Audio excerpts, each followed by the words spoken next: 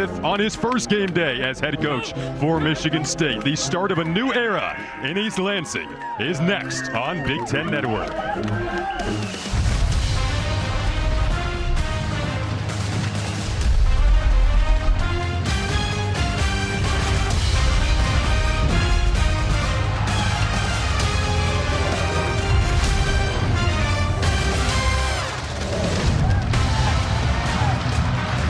Always an extra buzz around opening night at Spartans Stadium on a Friday night. This one, a little more extra buzz to try to start the Jonathan Smith era off on the right foot.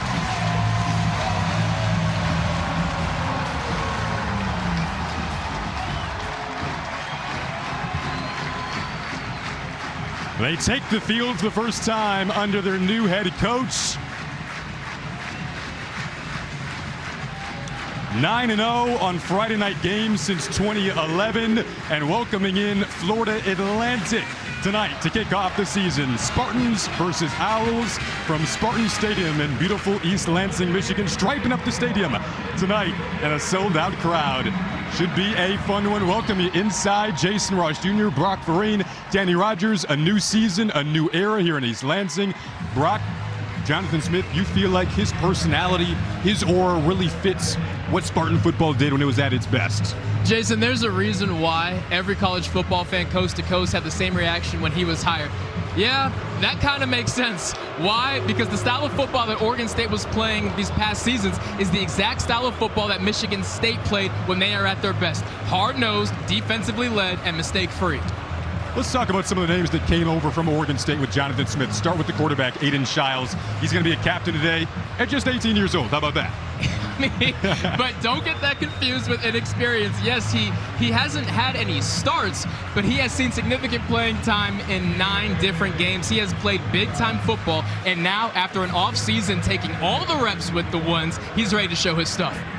Flip it over. So now talk about this defense for Michigan State. It was an area of struggle a season ago. What's the state of the Michigan State defense right now heading into this year? Well, the fact is, if this defense doesn't play better, it doesn't matter what this offense does. They can score 1,000 points. It won't make a difference. Now, the linebacker room is the key. Joe Rossi, the new defensive coordinator, was over the moon about this room. So much versatility. Guys with their hands in the dirt, guys lining up in the B-gap, guys off ball in coverage. Coverage linebackers were kind of the issue, their Achilles heel a year ago. So until the rest of the defense comes along, you can bet your money on that linebacker room. Let's talk their opponent. There's the head coach for Florida Atlantic, Tom Herman. Big Ten fans know him from Ohio State when he was the offensive coordinator for the Buckeyes national title team in 2014.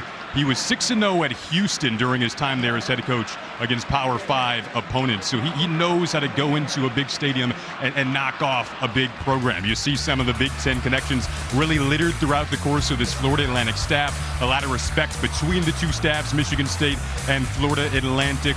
A lot of really fun storylines to dip into tonight. For now, let's go down to the third member of our crew, Danny Rogers, and say hi for the first time.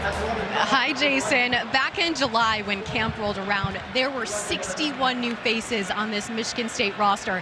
Head coach Jonathan Smith told me the first step in just getting everyone to row in the same direction was they had to learn each other's names. Coach Smith had a PowerPoint ready to go that only included every single player's headshots. It was like a pop quiz. He'd call on a random player, and they would have to rattle off their teammate's name and hometown. He took it one step further when he had each of his 10 position coaches draft a team of about 10 players. They'd have competitions of rock, paper, scissors, basketball, soccer shootouts where you could only kick with your left foot. Coach Smith has thought of everything when it comes to bringing together this new era of Spartan football. Get to know the new faces. We're going to try to introduce you to them throughout the course of the night. Jonathan Smith said he looked around and he saw the big wins this program has had. Big Ten titles, Rose Bowl games, big bowl game wins. Said he wanted to restore it back to where it once was. That was a part of the allure of taking this job. And now going to kick off the season against Florida Atlantic in his debut as head coach. Danny mentioned the 61 new faces on this roster and the fun ways they're going about organizing the chemistry. Jonathan Smith wearing the green. He's got to get used to that still. It was a forbidden color when he was at Oregon State in Corvallis. Of course, Oregon, the main rival there. But before that, he was at Washington. Is it right? Green has not been in his closet in a long time, but boy, does it look good. It looks good on him. Spartans fan thinks it looked good, pretty good on him as well.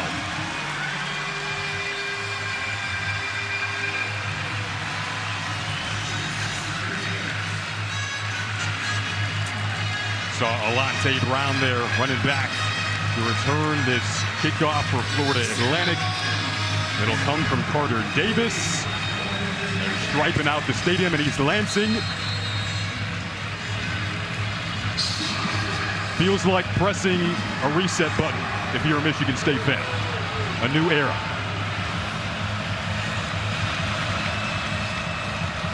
But no easy task tonight against this Florida Atlantic team.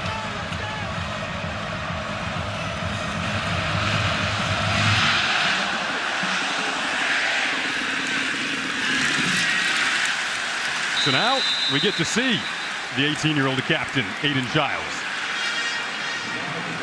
Comes out wearing the C on his jersey, has really galvanized this group. Was the #2 transfer portal QB, had 91 collegiate snaps at Oregon State. It was interesting. He would come in every third series, never started a game. So this is his first career start, but he's got a good chunk of experience in front of big crowds. And if you were concerned at all about the excitement about this quarterback, well, when he took the field for warm-ups, the entire student section broke out in an Aiden Giles chant for about 5 minutes. They cannot wait to see #2 get to work.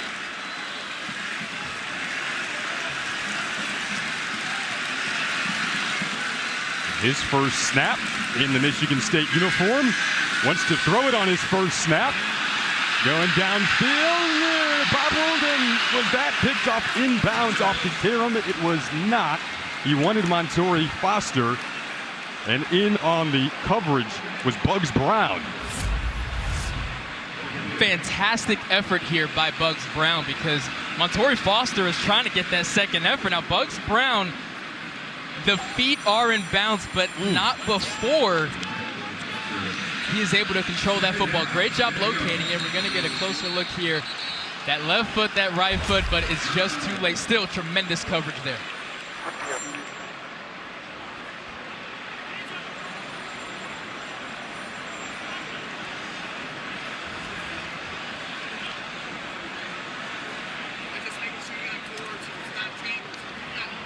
Of course, that is one of the reviewable plays, so it will be reviewed. Very first play of the game. Whether or not that Bugs Brown interception off the Karam was caught inbounds. So this is our new Big Ten Replay Center in Rosemont. Beautiful new setup. So you've got 18 game monitoring stations, review stations, a collaborative space for the replay officials to come together in Rosemont and make this decision. So that is where all the decisions are made. Now you're seeing it again on the right side of your screen. Did Bugs Brown make that play inbounds? Initial look from us again, Brock, is a no. And that should not take away from the effort of Bugs, of course.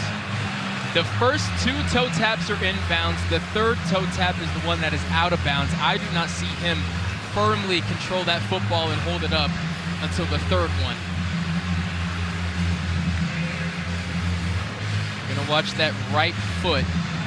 Ball not secured until right there, and that right foot right there is the one that you're gonna see that toe just over that white line. Right there. All right, we're gonna bring in Mike Barrera to get his thoughts on this. Mike, what do you think looking at that replay? Well, I'll tell you, this is a great way to start a football game. I mean, one that is so close like this. To me, the question is the left toe with control. Does he absolutely establish control when that left toe is still on the ground? That's the one that I'm watching. I really don't. I mean, I like it as an incomplete pass, but, you know, when you look at it and look at that left toe, see what Brian Banks says.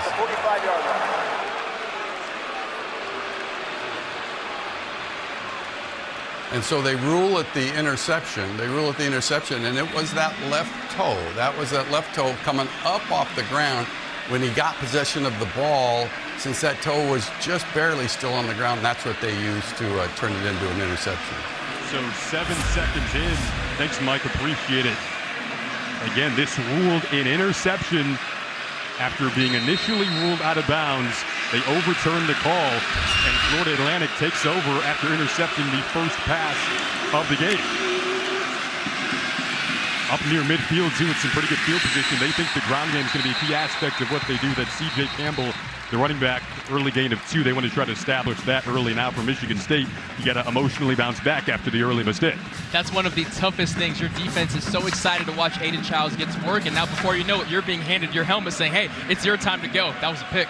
Florida Atlantic also has a transfer quarterback in Cam Fancher, but they go to the ground again on the second play of the game. Running right into the teeth of that Michigan State defense was Campbell again. No gain that time. Dequan Douse says no, leading to a 3rd and long. And something to monitor is how many different linebacking formations you're going to see, how many different groups of guys out there. This is their time to shine. 3rd and 8 coming up.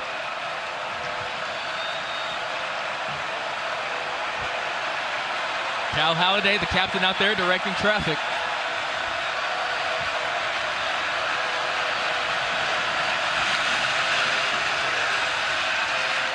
Now Fancher gonna go down, and the Michigan State defense answers back. Chris Bogle at the forefront there. His first tackle of the season, a big one to force the punt. And there is just nowhere for Cam Fancher to go. Cam Fancher is one of the more athletic quarterbacks in all of college football. He tries to escape, but with one hand, Chris Bogle just able to bring him in and not let him go. Watch, he really just kind of gets him in a headlock before getting that hand on that shoulder pad, and that is enough. And Montori Foster now back to return this punt.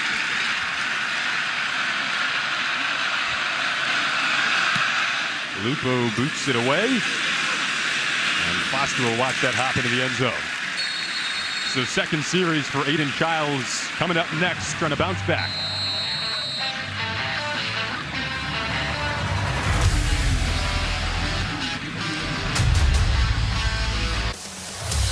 Football on the Big Ten Network is sponsored by State Farm and by Auto Owners Insurance. Welcome back to Spartan Stadium. So the Michigan State offense comes back out after an interception on their first offensive play. Defense counters with the stop on downs, and now back comes Aiden Childs. What do you say to him after throwing an interception on his first pass? Good. You say good because you wanted a touchdown, but the worst possible thing that could have happened, and here you sit. Your defense had your back. Now go do it again. Good. Get it out of the way. Get it out of the way early. We brought in Mike 7 seconds into the game. I mean, we're getting everything out of the way early. I'm happy he was finished with his coffee. We got to see the new replay center in Rosemont. So they go to the ground this time with Nate Carter, and he is brought down quickly. So now Jay-Sean Platt after making that tackle. Let's talk your auto owners insurance impact players here. You're talking experience for the Spartans, experience for the Owls. Absolutely. Nathan Carter, we still don't know what his ceiling is because of the lack of offensive line a year ago. Jack Velling, unquestionably one of the best tight ends in college football. Jackson Ambush transferred into FAU a year ago and took over that conference. And Jaden Williams, a player who they called the best DB on their roster. Now Childs at guard, and he has Alante Brown over the middle receiver who's hoping to have a big year this season. If you can have him break out amidst this receiving corps, it could be big for Michigan State. And if you can have a quarterback that can make throws like that, you're going to be fine. Look at that pass. That's what you call layering a throw over the first defender, but down to your guy before the second defender can close. That is a big-time throw. Brown transferred from Nebraska last season, and the first completion for Childs, gain of 15. Now he's going to run it. Gain some weight in the offseason. You'll see his legs used in a designed way. Can improv with it as well. So that will be a dynamic of this Michigan State offense that you haven't thought of really with dual threat QBs as much in the past. See the Spartan offensive look up front. Brandon Baldwin is the only returner on that O-line. Tanner Miller, the center, transferred from Oregon State, with Aiden Childs and Jack Velling, the tight end there. Those are your three transfers from Oregon State that came over with the new head coach, Jonathan Smith, all at very important starting positions for Michigan State. And Childs goes to the air again, wants the deep shot this time in one-on-one. Had intentions for Glover. There is a flag out. This could and probably should be a first down. And it's going to be Day-Day Hill getting a little grabby. Jerron Glover was able to get behind him, and Day-Day doing everything he could to make sure that ball wasn't caught.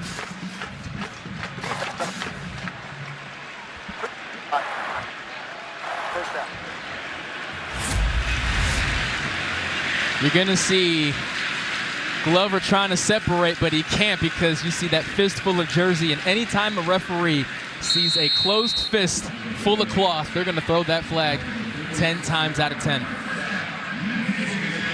Our referee Brian Banks for tonight. I've already heard from him a couple of times. So up near midfield now, they go to Carter, the leading rusher from last season. Got a gaping hole in that right side, led by a good block from Christian Phillips. Gain of 13 there for Carter, who's out to prove himself this season. When a 6'4", 319-pound offensive lineman is going to lead me, I'm going to follow him.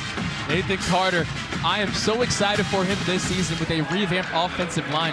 Last year he came out the gates hot. The first 2 games had over 200 yards, had 4 touchdowns, didn't crack the 100-yard mark after that going forward. He was always getting hit behind the line of scrimmage. We see what he can do with some space. They go right back to him. Why not? Either way, that last area, the right side of the O-line, is kind of the new part of the O-line with Christian Phillips and Ashton Lefo both making their first career starts, and that side of the line looks pretty good on that 13-yard run. So you see the Owls defense here. Eddie Williams, one of the linebackers, made that tackle a couple of plays ago. He's alongside Jackson Ambush, who was kind of the undisputed leader of the defense. Ambush wears the green dot, so he receives that coach-to-player communication that's new to college football this season. The coach can deliver the signal into the player through the radio communication. That gets shut off at 15 seconds left on the play clock. And for the offense, it's the QB receiving it. Aiden Childs, he hands it off. And Carter, again, trying to power their way. When you think of Oregon State's offense last year, there was a physical imprint up front, and we feel that carrying over to how Michigan State wants to start out this game. Win, lose, or draw, nobody pushed around Oregon State, right? Did they win every game? Absolutely not. But more often than not, they were the more physical team, and you never left that field thinking, that team's soft. That is not the case with the Jonathan Smith coach team, and that will not be the case with Michigan State going forward. You see the green dot on the back of Aiden Childs' helmet there. Saw it on Jackson Ambush's helmet, the linebacker for Florida Atlantic. So 3rd and 6. How can Childs handle his third down? Ball comes out. Nearly the second turnover of this opening quarter for Michigan State. And that time was an example of almost trying to do a little too much there. Did you just go down here? Doing a little too much. Timing was off there. That was a designed run, meaning it was a QB draw. So, yes, he's standing back looking like he's ready to pass. But the offensive line took off way before he was ready to run. All of that was just a timing issue, something to clean up on the sideline. One thing that is inexcusable, though, is putting that ball on the ground. So it'll be Ryan Eckley coming out to punt. Amari Hayes back to receive it. And this takes a Spartan hop. And a good start to special teams for Michigan State. Right on the 1. 40-yard punt. Downs by Alante Brown. We'll be right back. And tomorrow, Big Ten Tailgate is live from Purdue's campus to set the scene for a full day of football. The fun begins at 10 a.m. Eastern, 7 Pacific, only on the Big Ten Network and the Fox Sports app. Brock, everyone loves football, especially around here. They like to wear green. Praying Mantis in attendance right there on the pylon. 5-star out of Lansing Marsh High School. I like his length, like his speed, expecting big things out of him. He likes the natural grass surface here. All right, Cam Fancher in his own end zone, backed up against a lot of noise. They'll hand it off. He just gets some breathing room. C.J. Campbell Jr., a guy who they feel has the home run capability. He's gotten the carries so far, and he is in your Auto Owners Insurance Impact players. He's on that Doak Walker Award watch list for a reason. Federico Maranges, he has seen more football than anyone. He's been with the program since 2019. Cal Holiday and Angelo Gross, the 2 most experienced defenders for the Spartans. They'll fake it. Fancher pressured and drops. Safety. Dequan Dowse. First points of the season for Michigan State. Put 2 on the board. How about that?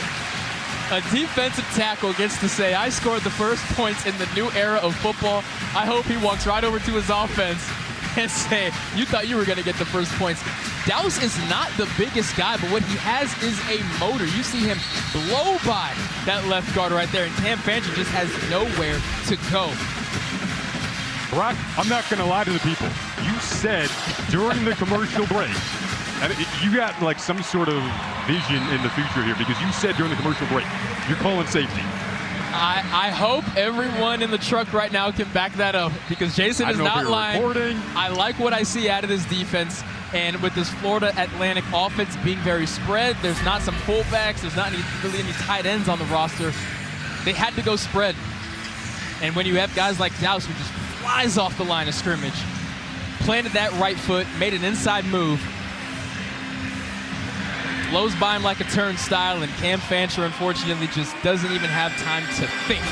You get the magical orb, my friend. What stock should we invest in next week here? I'll tell you that off air. We can't go driving up the price. You know, you can't go driving up the price. Dequan Dowse's price is rising here. Yeah, absolutely. Alante Brown back to return, and Aiden Childs will be anxiously awaiting to come out for his third series now to try to tack on to this opening 2 points here at East Lansing. And when you talk about a new era of football, what better way to start it off than a safety?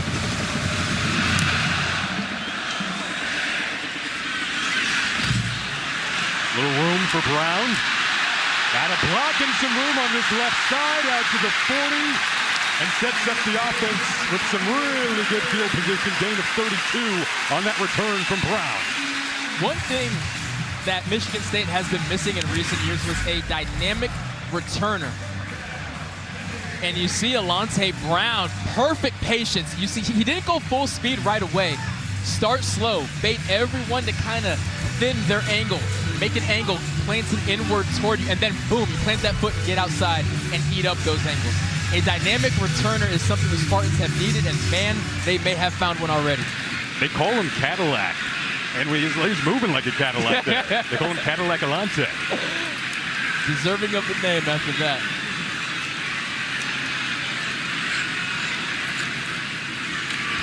The Childs on the play fake. They want to take the deep shot here and take advantage. Good Foster. Oh, he didn't come down with that. Momentum, momentum, momentum, though. They were trying to really build on it there, and it felt like they were right there.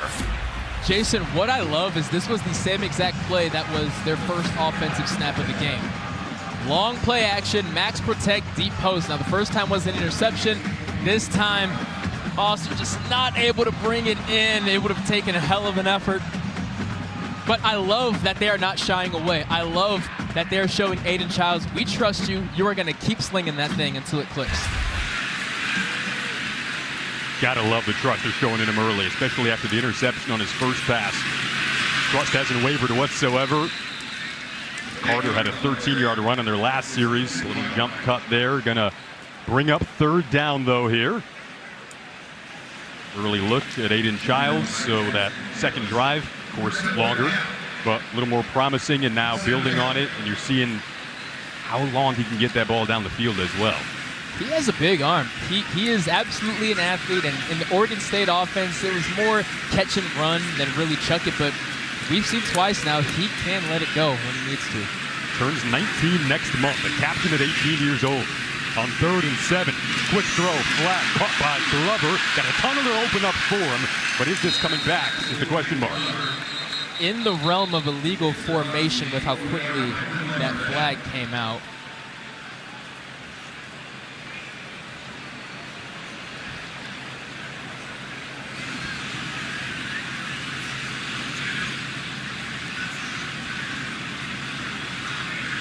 So we'll hear again from Brian Banks.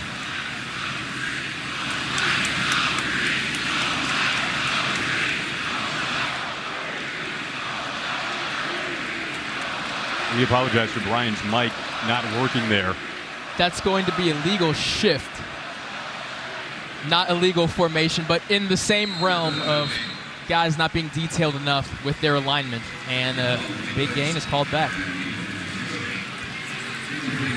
Part of the chemistry you're trying to organize. All new faces on this team, 61 new faces total. Most in the Big Ten.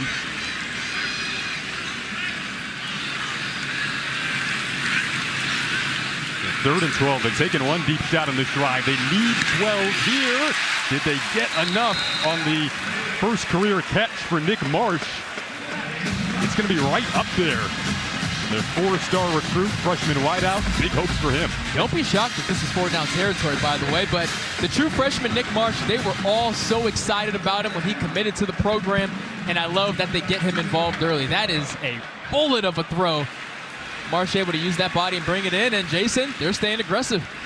Decision time early, and they're going to go for it on 4th and 2. Packed house here at Spartans Stadium. They love the aggression early on. Belling, they brought in motion to try to block and get this 2 yards with Carter, where it looks like they're marking it.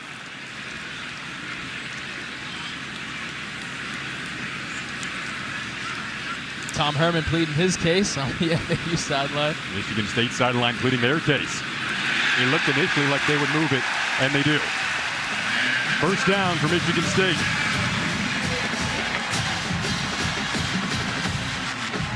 Nate Carter may not be lighting up the stat sheet right now, but he's getting those reliable yards when they need him to. Guy who's always grinding in the weight room. Nate Carter got married in the offseason. He's kind of the 22-year-old mature guy in that backfield of Childs, who's only 18.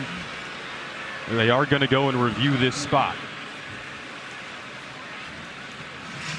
So under review is whether or not Nate Carter had enough for the 1st down. They needed 2 yards.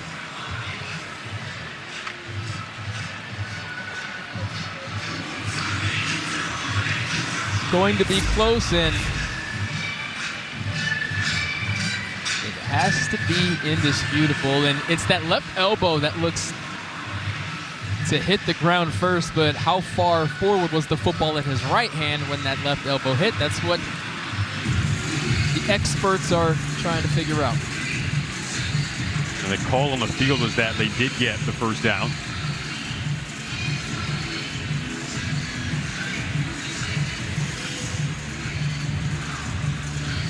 The 4th and 2s and 4th and 1s, you can pretty much assume that unless they're backed up in their own end zone, Michigan State is going to stay aggressive throughout the season on those.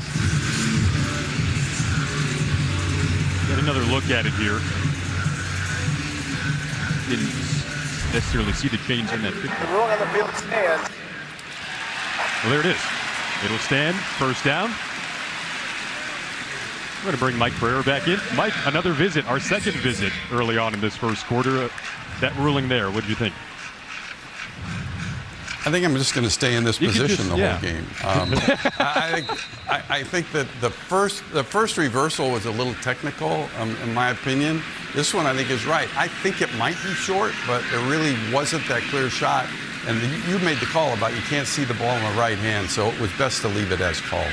Thanks for hanging out, Mike. We'll see you in a little bit. Don't go far. Childs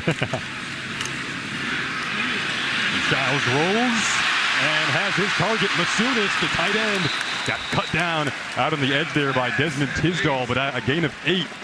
So getting the tight ends involved for the first time. If Tisdall does not make that tackle, Masunis may still be running. Coach said he had as solid of a camp as anybody. When you think of those Oregon State offenses and the offense they're going to implement here, tight ends, tight ends, tight ends. We'll probably see 4 of them, all with a reception at some point today. Jack Belling got the start at tight end. He's one of the players who came over from Oregon State. 2nd and 3. Playbook can open up here, but Carter got dragged down. Really good pursuit around the edge from Jones. A loss of 2 there on the Chris Jones tackle. Fantastic effort. You're going to see him over here on the left side of your screen. And look at him just track down. First off, look at that get off. The Olympics were last month. Look at that get off. And when it takes that long for the action to go to get the ball to your running back, there's nothing you can do when the defensive end screaming off the side. 0 for 2 on 3rd down so far.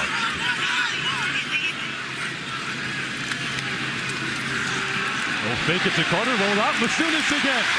First down and more. They'll zip inside of the red zone for the first time today.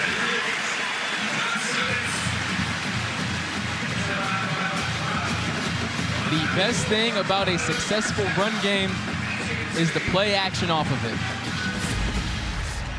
Because right now, Aiden Childs could have taken his pick. There were two options that were wide open.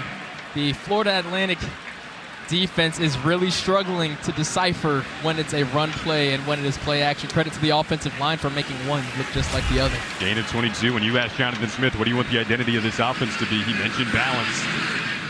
Seeing that on their best drive so far of the game. Again, roll out to the same side. Childs having to improvise, which he can. Back across his body to Glover and incomplete. Yeah, Bugs Brown in the coverage that's on. Great coverage there. Watch Aiden Childs with a little hesitancy, pretending like he doesn't see him. Boom, let me get some extra space. I would have loved for him to just take his 3 or 4 yards and get out of bounds safely, but I can't knock an 18-year-old for wanting to get in the end zone in his first start. Bugs Brown is sticking like glue to these wide receivers. Had the interception earlier and tremendous coverage there. You're feeling the competitiveness in Childs early on. And I love it. I love it. Go back to the balance and up the middle. First time we see Kayron Lynch Adams, the transfer, new addition to this backfield. So another older back in his 6th year. Stops at Rutgers and UMass.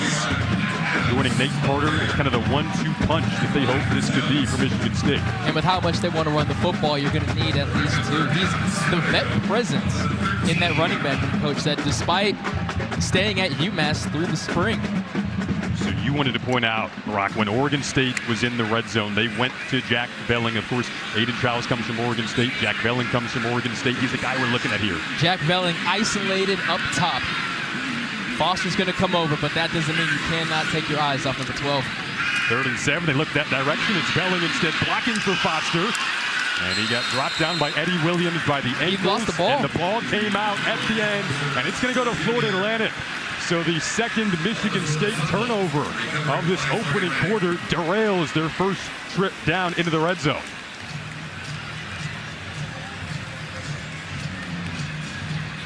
Tight quarters here. We're going to see the ball come out. Montori Foster had it and then lost it. Florida Atlantic football when we come back.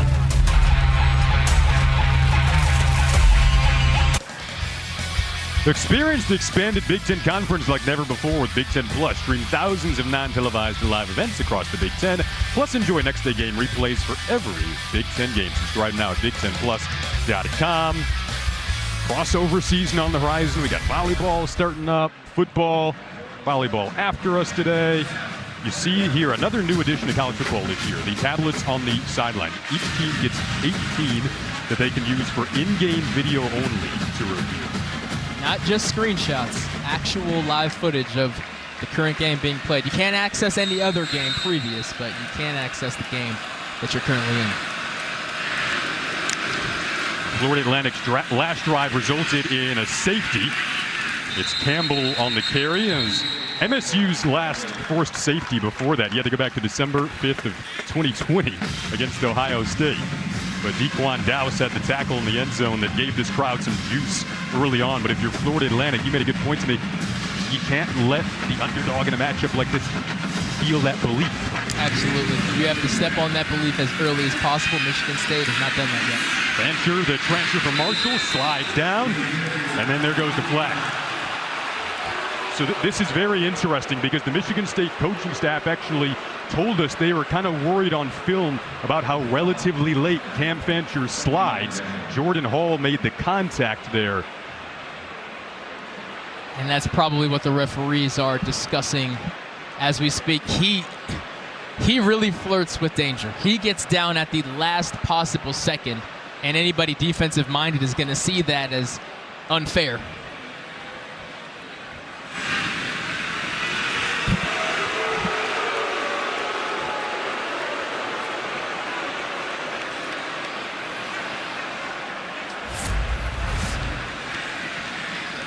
Watch how long it takes Fancher to get down. I mean, It's so tough. Does he make contact with a quarterback who has slid? Yes. Is Jordan Hall already? Watch Jordan Hall nearly off of his feet before Fancher really starts that sliding motion. In slow motion, it's easy to justify. When you're flying around at 100 miles an hour, it's very, very tough. Under a minute to go now in this first quarter. They'll pitch it. First time we've seen that in this Florida Atlantic offense. Just a quick gain of 3 there. The DBs finally able to stick their hats on something. The Michigan State defensive line has handled everything so long that the DBs don't even have their jerseys dirty yet.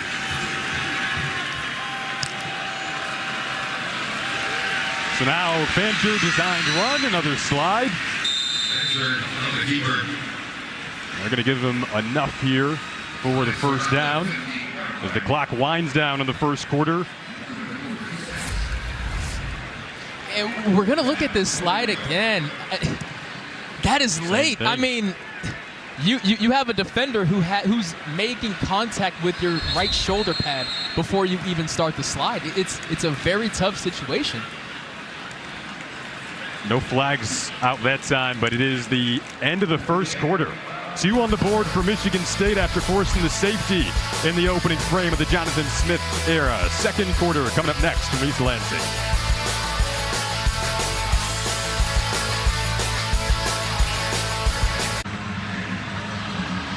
2-0 Michigan State getting into the second quarter. 20 yards apiece for each offense in that opening quarter. Well, Danny caught up with Michigan State head coach Jonathan Smith. Coach, despite an interception on the first play of the game for Maiden Childs, he has not wavered from the pass game. What's going to help him continue to settle in here? Yeah, we got to kind of settle in as a group offensively. We got a couple procedure things, obviously finishing drives, not putting the ball on the ground. And so we got to stay aggressive. We still want to be able to mix the thing, throwing and running it. And so really pleased where our defense kind of keeping us around this thing. Thanks, Coach. So here, yet another play where Fancher is sliding and it leads to some contact late. Both sides now getting involved with each other after the last hit, and Fancher's helmet came off. Never want to see that. Hope he's okay there. We'll dissect this and get another look at it. Unfortunately, Jason, this is well. Let's see the slide here. Unfortunately, Malik Spencer is flirting with ejection. That's going to be a tough one to justify. Now again, he's doing this kind of unorthodox hop slide thing to where he's in the air longer than a guy who's just getting down on the ground as quickly as possible. Now that is not to justify Malik Spencer, who that is clear targeting. So we'll bring Mike back in here on the targeting call. And Mike, that latest contact again on another slide, but that one looks like targeting. What was your thought? Yeah, here's the issue here. The minute that you start to break down as the runner, you become basically down. The play is over. And so then you become defenseless. So now any contact to the head or neck area, any forcible contact to the head or neck area with the helmet, with the shoulder, with the forearm, wrist, any of those turns into targeting because he's a defenseless player. And this clearly, to me, is targeting, as you guys both said. Great breakdown, Mike. So again, defenseless player, and again, it's on another slide, and the Michigan State coaching staff was telling us ahead of the game that they thought this could potentially happen because of Fancher's consistency with how he slides. Yes, and now just to clear it up, that applies to the first 2 slides. This one, Malik Spencer launches, he lowers his head. That is textbook targeting, if you ask me, but it doesn't. Why you see Malik Spencer in denial and why the sideline is so frustrated, they're saying he is sliding so late, his slide is unorthodox. We're flying around at 100 miles an hour. Am I supposed to aim at his knee when he slides? I understand the frustration, but that was a bad look right there. And Spencer, based off that hand motion, is going to be done. And we apologize for the official mic not working, but it is a disqualification for Malik Spencer. So he's out. Gives some motivation to his DBs there. He's one of the leaders in this secondary. You see vocally, of course, as well, but with his play on the field, 72 tackles last season. So now they'll have to go a little deeper in the depth chart with the starter down. And the good news is Dylan Tatum is now entering the field, and Dylan Tatum is also very experienced. Not as experienced as Malik Spencer, but none of the calls will be foreign to him. He's seen plenty of game action. So it's number 21's time to shine. So he's ready for it. 30 yards and penalties on this drive, Brock, both on QB hits. Now Tyreek Starks, the backup quarterback for Florida Atlantic, will come in. Fancher's helmet came off, have to leave for at least a play. So Starks comes in as the Owls are the deepest they've been in Michigan State territory. Now into the second quarter.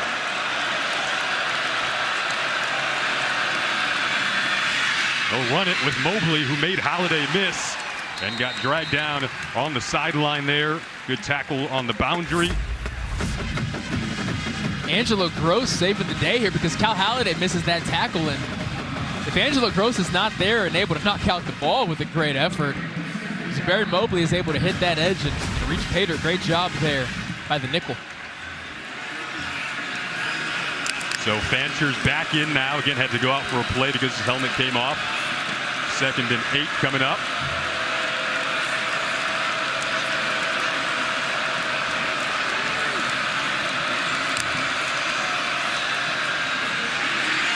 Lefty has to roll out. Being pressured here by Dunnigan. Now he'll use his legs and get out of bounds this time. Brings up 3rd down and what feels like a big 3rd down early. Dylan Tatum was the closest to him. Slim gain of 1 there. He is a dangerous runner. What he does here is you see him spin. He gets some depth in order to beat that defensive end to the edge. Before, he's been trying to step up in the pocket, find a window and run. Now he's trusting his speed and getting some depth. That's a dangerous situation for the Michigan State defense.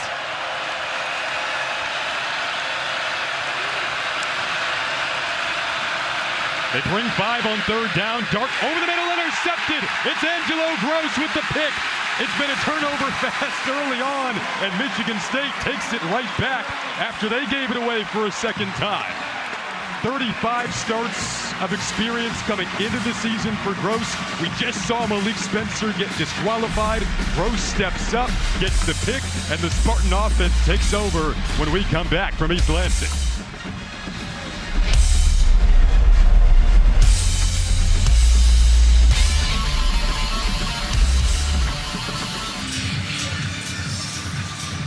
Angelo Gross with the INT to give the Spartans back 3rd turnover of this game. More turnovers than points so far. Defense is back here in East Lansing. Your drive chart so far. Is it selfish to say I love it? You're a defensive guy. It's not selfish at all. If anything, this offense should have confidence that the defense has their back if you're Michigan State. You just need to go out there and play mistake-free. And the last drive was the longest. The Spartans got all the way down in the red zone before the fumble. Go down the seam here. Childs was hit as he threw. That kind of derailed that pass intended for Montori Foster. And Childs pops up. The route took quite a while to develop. And unfortunately, Childs gets hit right before he can release that ball. Montori Foster coming on the dig route. It was a long developing play. And Childs just ran out of time. They brought a corner blitz that time with Bugs Brown. What's up, Doc? Florida Atlantic staff watched a lot of Oregon State film to prep for this. Kind of crossover in terms of film watching from these two coaching staffs. Childs has to improvise again here and scoots out of bounds for Michigan State. They were watching Marshall film to prep for Cam Fancher. And then defensively, Florida Atlantic was watching Joe Rossi film. Joe Rossi, the new defensive coordinator for Michigan State, who comes over from Minnesota. They were watching his Minnesota film. A ton of crosses. Week 1 mayhem. With transfer portal era, you got to go watch, okay, this receiver was where? I got to go watch some Mizzou film. This offensive coordinator came from here. I got to go watch some UTEP film. It's a beautiful chaos that is college football. Beautiful, beautiful chaos. Back in business. 3rd and 8. 5th third down of the day for Michigan State. They want one-on-one here, and that is out of the reach of Alante Brown. Jason, it was out of his reach because he stopped running. And you're probably going to see Aiden Childs go right up to his wide receiver and say, you are always hot. Alante Brown ran the slot fade. Childs delivered catchable ball. You see him looking for the ball. He never saw it. He did not realize, and Aiden Childs understandably upset. How long does it take to get that chemistry down? It takes a while. It does take a while. Now, the effort to stop running because you don't see the ball, that's the thing that Alante is going to have to explain to his coach on the sideline. Eckley, who has a big leg, will punt. Spiral boot down to Hayes. Lets it fall into his chest. Now cuts it back. Tried to spin out of trouble. It's Brown who brings him down. There's a flag that came out late. It is way back at the side of the field where Michigan State punted it on the 45. What started off as a block got a little extracurricular, and I'm curious if Florida Atlantic is going to get the flag for that.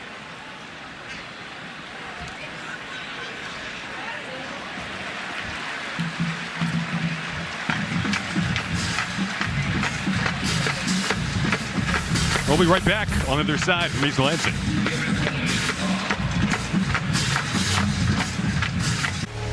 Tomorrow, it is a huge slate of action on the Big Ten Network and the Fox Sports app with a 6-game quadruple header featuring the Big Ten debuts for Oregon and Washington. Go to btn.com/gamefinder for channel locations in your area. You'll be drinking some coffee in the studio tomorrow night at 11 Eastern time start. Wall-to-wall coverage. You ready for that? This is in the circle of trust. I have a twin that the studio doesn't know about, so thankfully I can get a full night's sleep. My twin will be over there in the studio. Midnight rock parade. Yes, exactly. I like it. Hole opens up here for one of your impact players. Campbell got dragged down by the legs.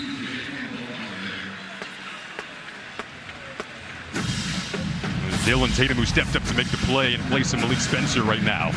And this is what makes C.J. Campbell so dangerous. Not only can he break tackles, he has the burst to get to that hole, but when it's wide enough for a truck to drive through, Campbell doesn't have to do much. FAU has proven to be able to move the ball fine. It's just really, if they can play mistake-free, they can be the first one to get some offensive points on the board. Fancher will go to the air, a rare throw, second interception of the first half for Michigan State. And this time it's Martinez who has it. He is dodging through traffic, has just subbed in for the ejected Malik Spencer and gets his INT.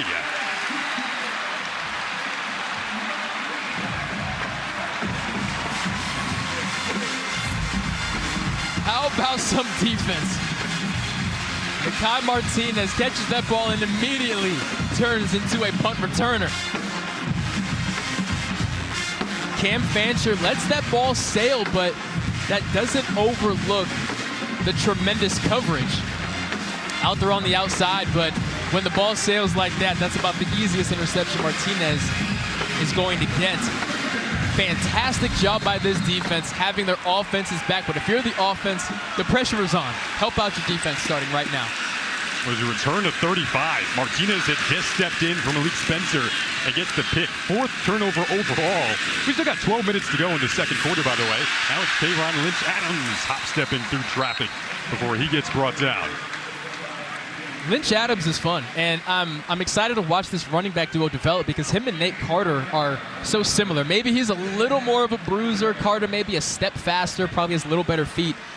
But usually you have running backs who complement one another, meaning he's the bruiser, he's the speed guy, he's the big guy, he's the short guy. But two guys who do similar things is just as fun. And they told us they're going to give it to whoever gets the hot hand.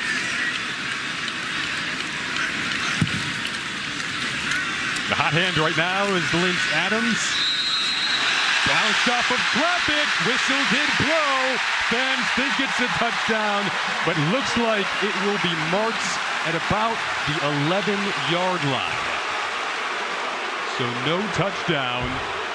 That's a quick whistle right there. Let's see if forward progress stops.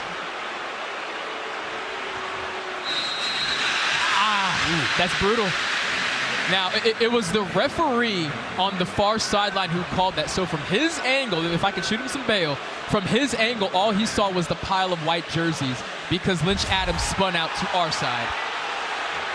So obviously it's a mistake. Obviously nobody wants 70,000 people booing them. Lynch-Adams deserves that touchdown. And one thing of note here, Brock, forward progress is not reviewable. Exactly. We've had multiple reviews today, but that's not underneath the umbrella, so it is third down. 1 for 5 on third down today. Second trip into the red zone. Fumbled the last time. Can they get points this time? It's Childs using his legs. Childs into the end zone for his first touchdown in the Michigan State uniform.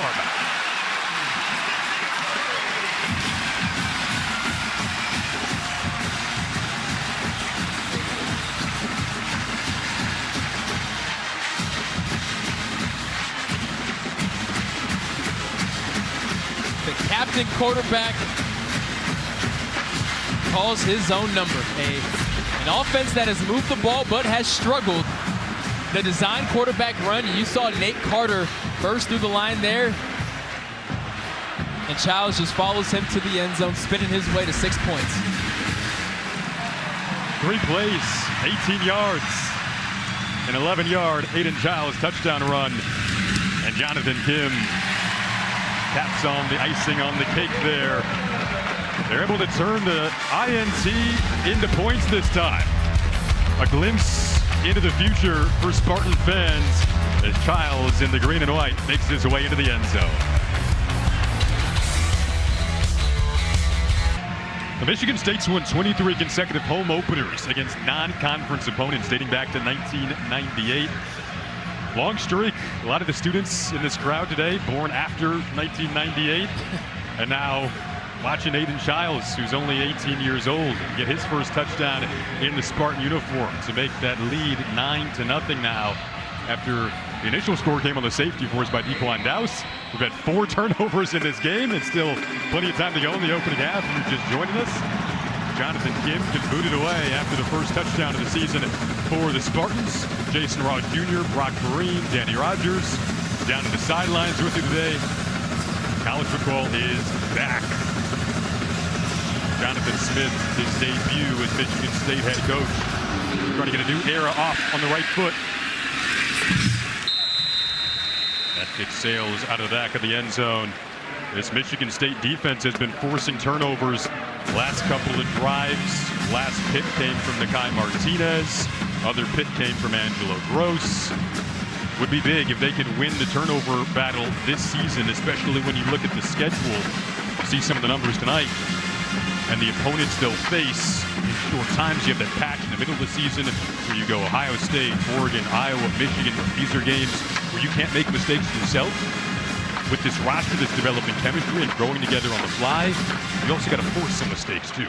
1,000%. And in regards to that brutal stretch of the schedule, if Michigan State wants to make a bowl game, which they are more than capable of doing, which I feel they will do, these are, of course, the games that you need to put out dominant performances.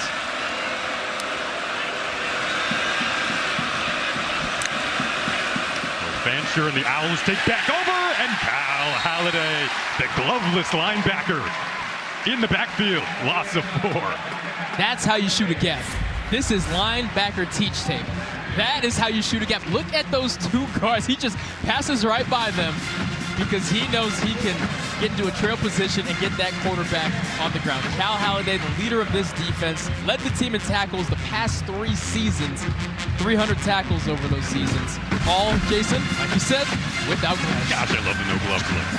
It's so Michigan State. You just want him to make tackles, you can say. I love the no glove look.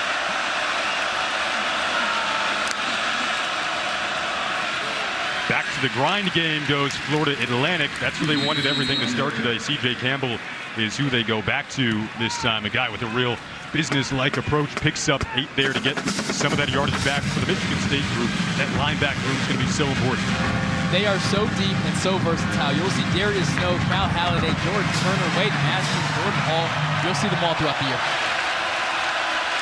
Fancher not facing pressure this time, finds Campbell, who slipped out of the initial contact, but did not get enough for a first down. Doing enough to slow him down is Martinez, who again has stepped in with Spencer being disqualified for targeting and made a big impact. That tackle right there is more impressive than his interception. That is a heck of a tackle. You have man coverage. If he does not get him on the ground, that guy is hitting the sideline and turning upfield. What a play by number 1.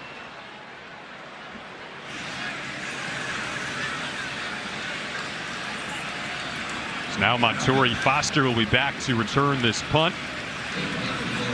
Another good stop for the Spartan defense. Alante Brown did go into the medical tent earlier. He was the original returner. It was a quick flag before that ball was even kicked. Contact made promptly. CJ Hurd on the tackle. We'll see what this flag is for.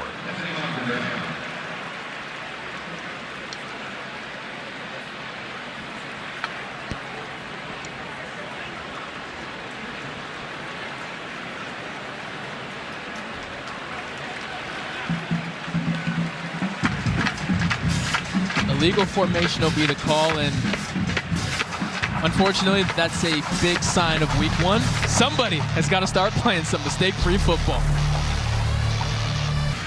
Let's go down to Danny for more on the Corvallis to East Lansing connection. Center Tanner Miller knows he has to be a calming voice for his 18-year-old quarterback in Aiden Childs. Miller told me yesterday if he needs to talk with his quarterback, this is what he's going to tell him: to leave the Superman cape at home. He is not Superman, and he is most certainly not Tom Brady. Childs just has to be Childs, and he is at his best when he's having fun. No one had more fun than Childs after his first rushing touchdown. Thanks, Danny. Tanner Miller leading the way there for a big run. It's Kayron Lynch-Adams. He hits the second level. He hits the end zone. 63 yards.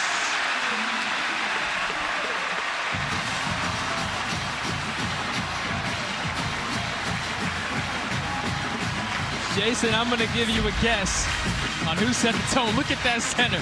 Tanner Miller washing his guy out of there. Kayron Lynch-Adams can crawl to the end zone if he wants it. Look at this block. Really watch Tanner Miller. Tanner Miller. Oh my God. Nope, still driving, still driving, still driving, still driving. And he looks up to see his running back getting paid.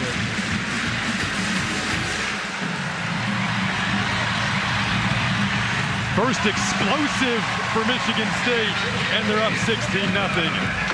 Longest career run for Kayron Lynch-Adams. It was off to the races, off to the end zone, 63 yards.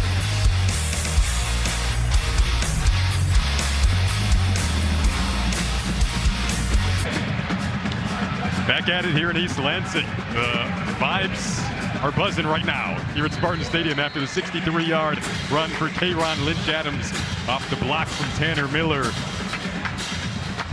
Don't you love how TV just flows sometimes? Danny talks about Tanner Miller.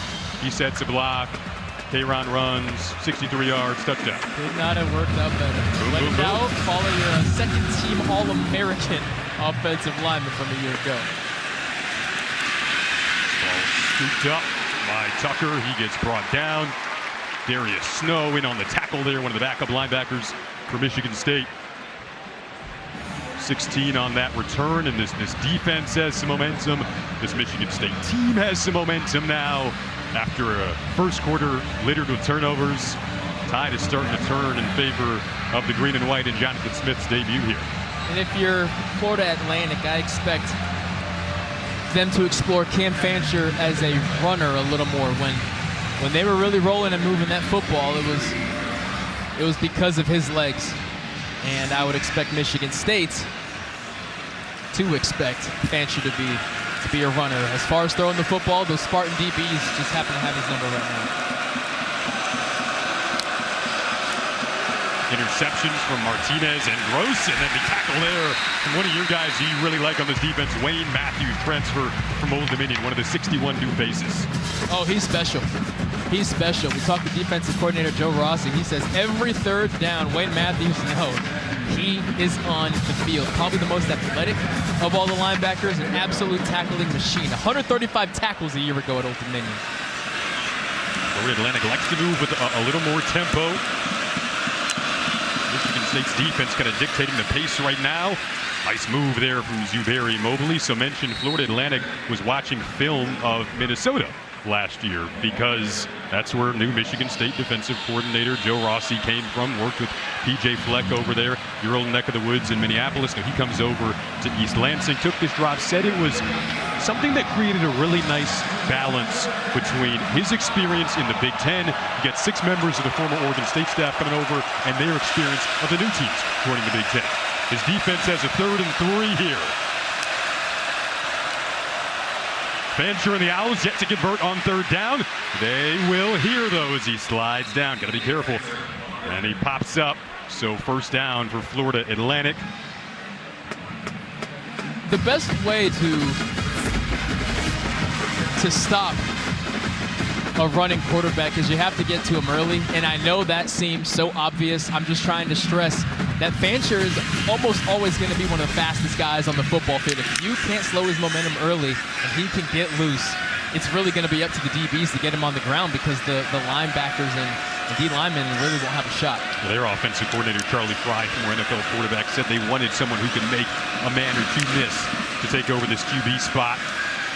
He drops back. Good protection up front, but a coverage sack downfield, but Fancher will roll out. And there is a flag down. You would think in a play like that, this could potentially be holding. You could hear the crowd erupt a little bit. There's a pretty strong argument for holding on the left side of that offensive line, but we'll see if that's the actual call. Personal foul. Hands to the face. Defense. Number 55. 15-yard penalty from the end of the run. Automatic. 1st down. So they get hands to the face instead on Roberts. And this is going to put Florida Atlantic with some good field position here. They'll set it up now at the Michigan State 26. If you look here on the bottom, that right there is why the crowd went crazy, and fair enough. That's probably holding, but the fact remains Fancher got loose, and if you don't get to him early, he will make you pay late. Now you add yardage on top of that, and the Spartan defense is a little too close in that red zone if you're Spartan. Michigan State's given up 45 yards in penalties. That's going to be the Achilles heel in this opening half.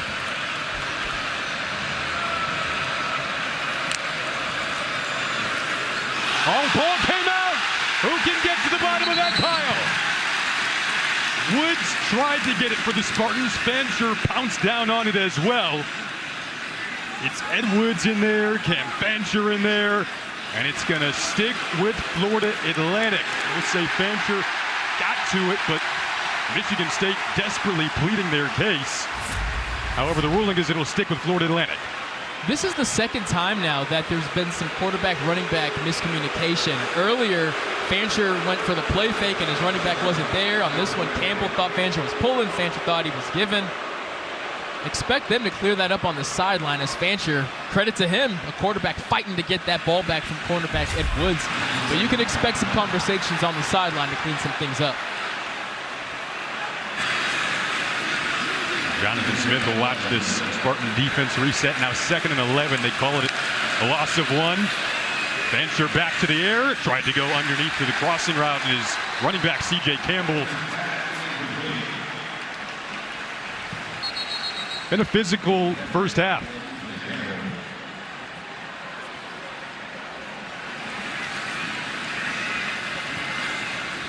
Game clock on it. Operator, please reset the game clock to 5:32. 5:32. We're going to add some time in the game clock there. Reminder, also new in college football this year, I feel like we keep saying that, is the 2-minute timeout. It'll take place right at that 2-minute mark. There were 2 games just last night that could have been decided due to that stoppage of time. 3rd and 11, a big one here. 1 for 4 on 3rd down so far.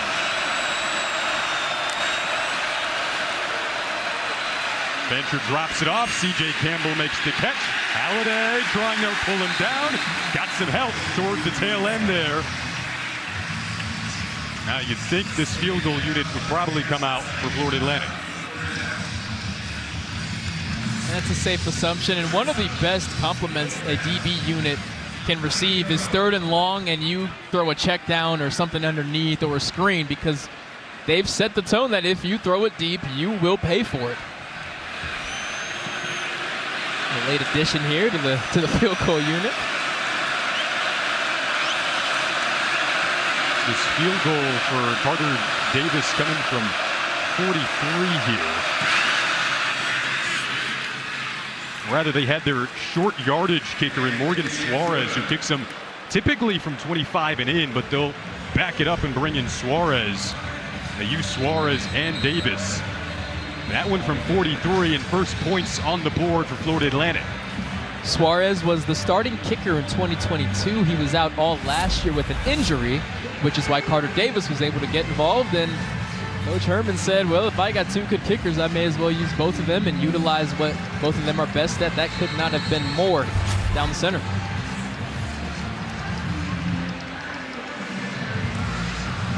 So again, you start to think strategy, and we mentioned that 2-minute timeout. If you're on the Florida Atlantic side of this, you mentioned some of those examples in games last night. You still have 3 timeouts, so you get a stop, and then you also have that 2-minute timeout to try to go and score after that heading into the locker room. So just an example of the strategy here with that 2-minute timeout coming up pretty soon. Absolutely. Being able to run off 4 or 5 minutes with 1 or 2 first downs is the thing of the past. One of the other differences is that clock stopping as they reset the chains as well when you get inside of the final 2 minutes of each half.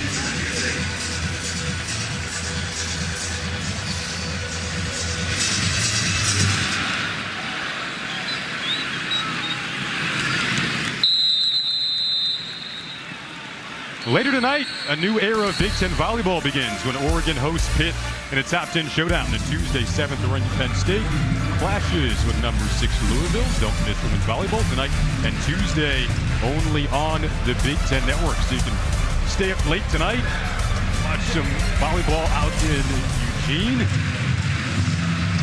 Really good matchup, top 10 matchup. Oregon coming off back-to-back Elite Eights for the first time in program history. Pitt coming off 3 straight Final Fours. We go pretty late now in the Big Ten. But I love that volleyball just comes out guns blazing. The best always. Play the best for that whole first week or so. Always. Harder moving this pile here. Hurd trying to pull him down. Now the advanced stat, sponsored by IFS.ai. Michigan State offense today, really those last 2 drives in comparison to the first 4 you see here highlighted in yellow. Only averaging 3 yards a carry up to that massive run by Kayvon Lynch-Adams. We're certainly hoping for a little more of that. Aiden Childs comes back out. And now slings it over the middle, and it is caught by Jack Velling, his teammate at Oregon State. The Corvallis connection playing out here. And the stadium erupts as one of the best tight ends in the country. He knows how to find space. He knows the second that I clear that linebacker, my quarterback is going to find me. We went to practice yesterday, and the first thing we saw was Jack Velling flying at us. Because he can move. Going to be a big pass catcher in this offense possibly throughout the course of the season. Childs, again, working off that run game, like you said earlier, as they fake it and roll out. I've seen that multiple times, extended the play, which he can do, but couldn't hook up with Jerron Glover that time. You mentioned earlier about that chemistry with wide receivers when he missed Alante Brown in the seam. He's going to expect Jerron Glover to sit down where he's at, but he keeps running. That's why that ball is behind. So it would have been an accurate throw if he was going to sit down, which he initially did before taking off again. Again, that comes with time. It's week 1. They will be fine. But again, I love the improvisation of Aiden Childs. He learned under DJ Uilangalele at Oregon State. When again came in every 3rd series when he was with the Beavers. Hands off to Carter here.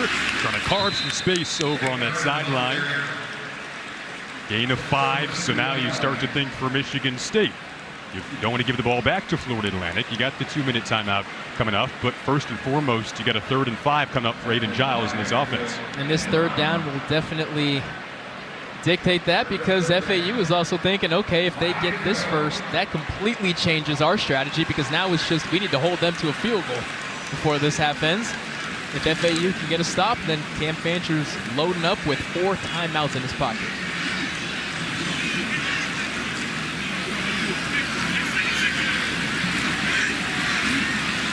They've got Isaiah Johnson in now. They go deep.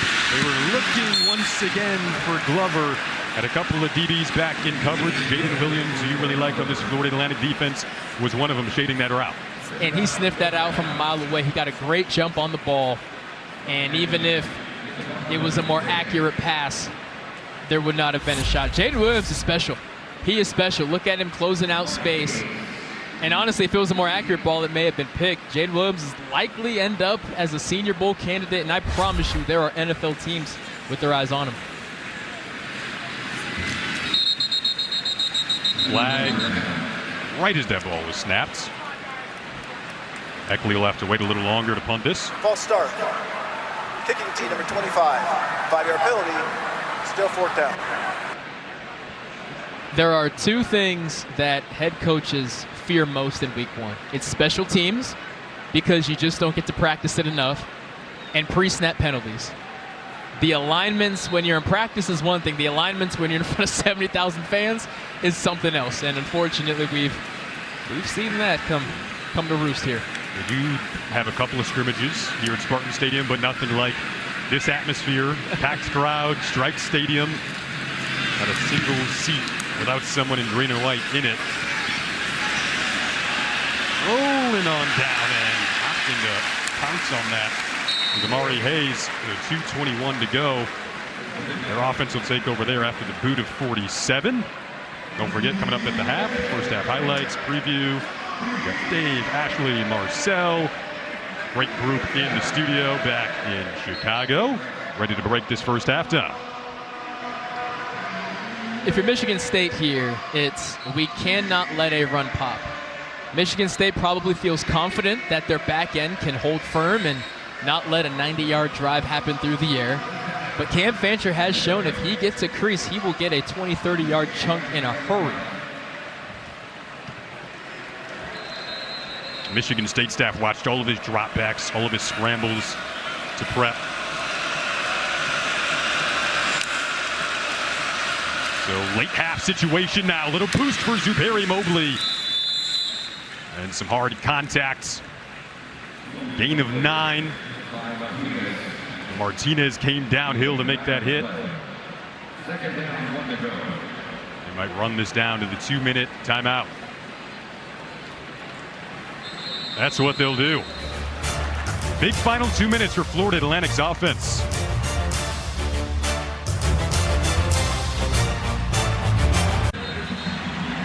College football and dogs are two of my favorite things. Zeke the Wonder Dog is back in East Lansing, catching his Frisbees. So elite.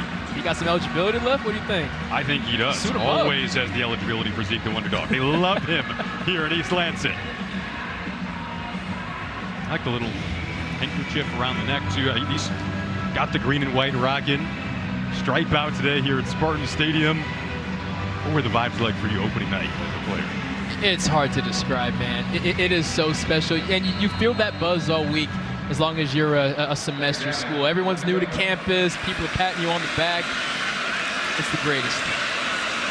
88 rushing yards for this Florida Atlantic offense to just 9 passing yards. They're going to try to run it again here. Designed for Cam Fancher. Slipped the initial tackle, then got hit by Charles Brantley, who's back after he missed the last 9 games a season ago at corner. Really cool story for Michigan State to see him back on the field making plays. But that will be enough for a Florida Atlantic first down. Now they're moving with tempo. Have the 3 timeouts to work with. Michigan State has all 3 of theirs as well. That pass incomplete. Again, only 9 passing yards. So that was intended for Marlon Johnson. Not a lot of success from Fancher through the air, but in a situation like this with 1:50 left and 3 timeouts is plenty, but only if you can start having some success in the air, which is why Michigan State cannot let him get out of the pocket, cannot let him pop one. It's a group comprised mostly of transfers at wide receiver for FAU, so they're still trying to get the chemistry down. Pressure from the backside. That pass is caught over the middle this time. A rare play through the air for FAU. They needed 10, picked up 11. It is Hayes on the catch, Martinez on the tackle. Again, clock stops as they reset the chains inside of the final 2 minutes of each half. To the ground they go with Mobley. Interior of the Spartan run defense, ready for that. See Jordan Turner in there, one of the new additions to this Michigan State linebacking core coming over from Wisconsin. Farmington Hills, Michigan native, back home. for a high-tempo offense, there's certainly the Owls are certainly taking their time here. More pressure to the sideline this time smartly, and then a catch made by Don Henry. Well, they're going to say that was out of bounds, so no incomplete pass. Let's look at it again. Charles Brantley in coverage. Oh, yeah. That left heel.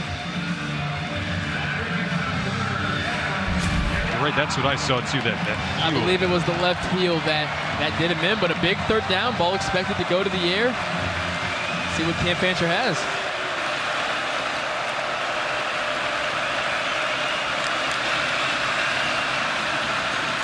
This is going to be a free play on the jump, so they go into one-on-one coverage. Might as well.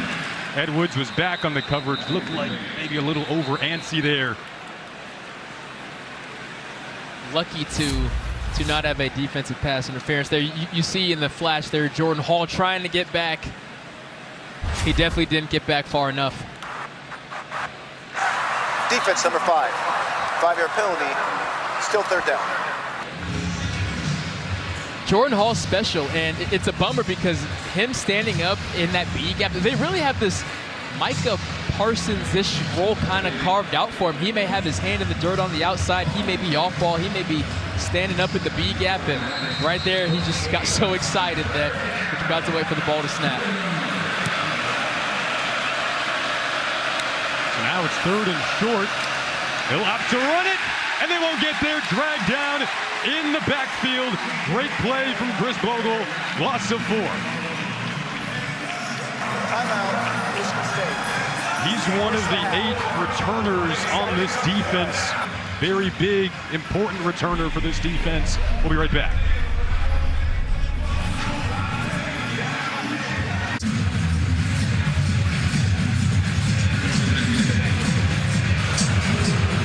Back now, 4th and 7, Florida Atlantic getting set to punt this away. Still a minute 3 with 2 timeouts for Michigan State. See what you can get on this return. Montori Foster back. And a big return here to set up Aiden Childs and give him the shortest field possible because, boy, can Jonathan Kim boot it. You really just have to get barely across that 50-yard line for him to be in range. They feel comfortable from 58 with Kim. Line drive punt. And a roll down. No chance of a Foster return. A little bit of an owl roll. Kick of 39 yards.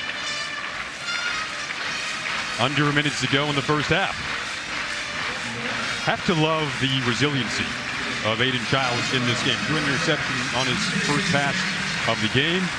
They were to bounce back from subsequent turnovers. A couple of deep drives. Seeing progression and what feels like confidence on almost every drive here. Even with his mistakes, he hasn't looked rattled. Right. You know, the moment hasn't looked too big for him. He's looked confident through the successes, through the mistakes, and for an 18-year-old freshman really in his first start, although he's seen playing time, that's what keeps you confident for him to finish this game strong.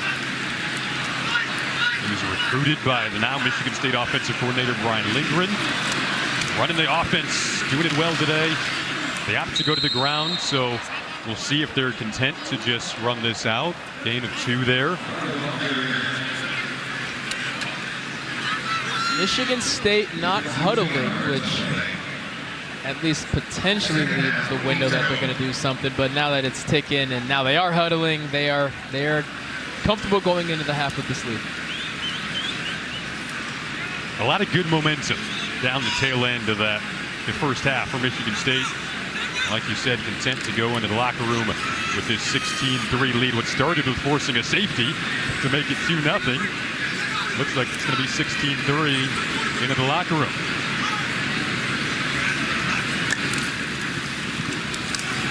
Had an explosive run play in this half with K'Ron Lynch Adams, 60-plus yards to the house. They give it to Nate Carter to run out the first half of play.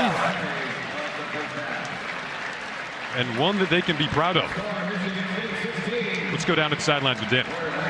Coach, what allowed your offense to settle in and open up for Kayron Lynch-Adams' 63-yard touchdown run? Yeah, it was blocked pretty well. We have been running that scheme. That was the first time we kind of showed it. And that guy's got some speed. Hit it right down the A-gap, which we want. That was a big play.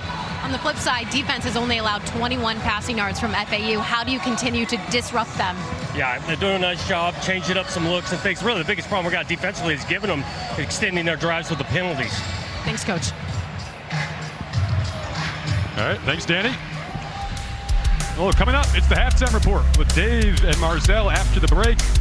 Michigan State 16-3.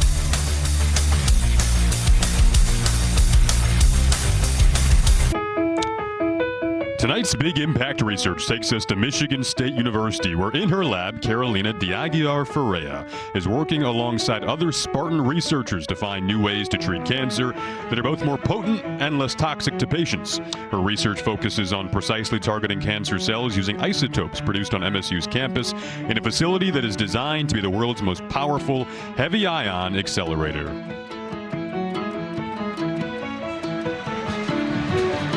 Welcome back to East Lansing. Getting ready for this second half. Spartans up 16-3 after the first two quarters of the Jonathan Smith era getting underway here at Michigan State. Time for our first half check-in, sponsored by Allstate. You're in good hands with Allstate. So you see the numbers here. Spartans were able to climb over the hurdle that were those 6 penalties for 60 yards. They had a couple of takeaways. Both teams had 2 takeaways, but it was the Michigan State last interception from Martinez that led to some points. And the big run from Kayron Lynch-Adams as well. And I tell you what, that was probably a loud locker room, not because of the turnovers, but because of those penalties. Well, speaking Those of penalties and turnovers, Michigan package time.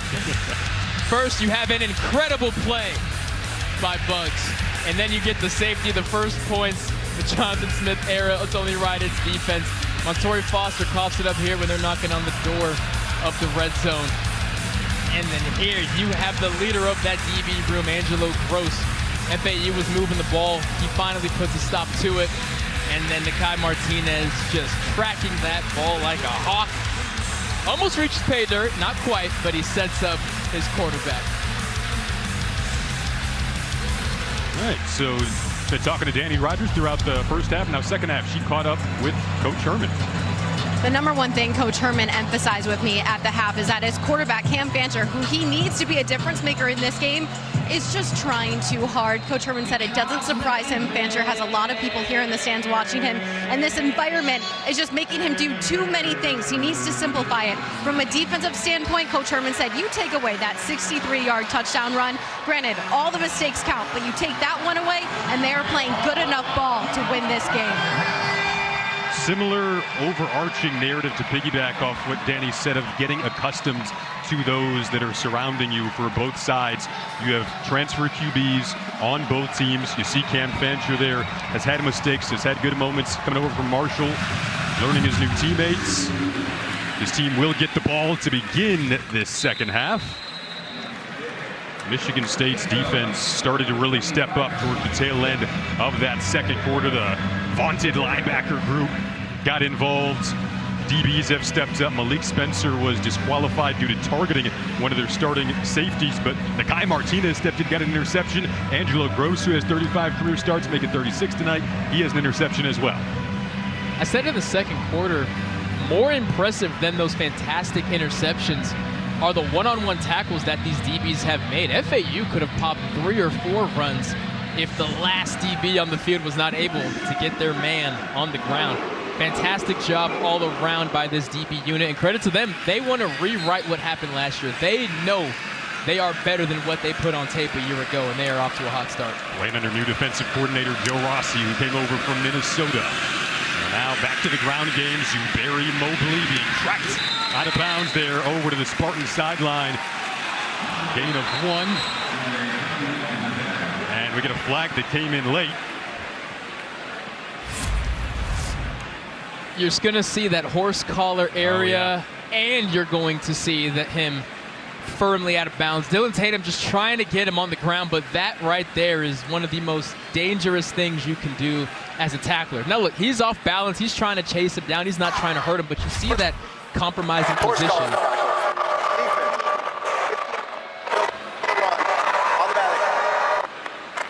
compromising position that Zuberi Mobley was in.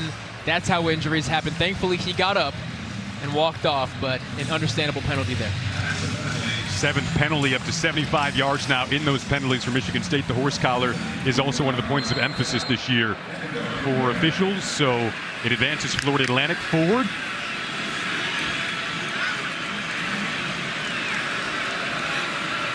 And Fancher was excited for this stage. He wants this sold-out stage here at Spartans Stadium.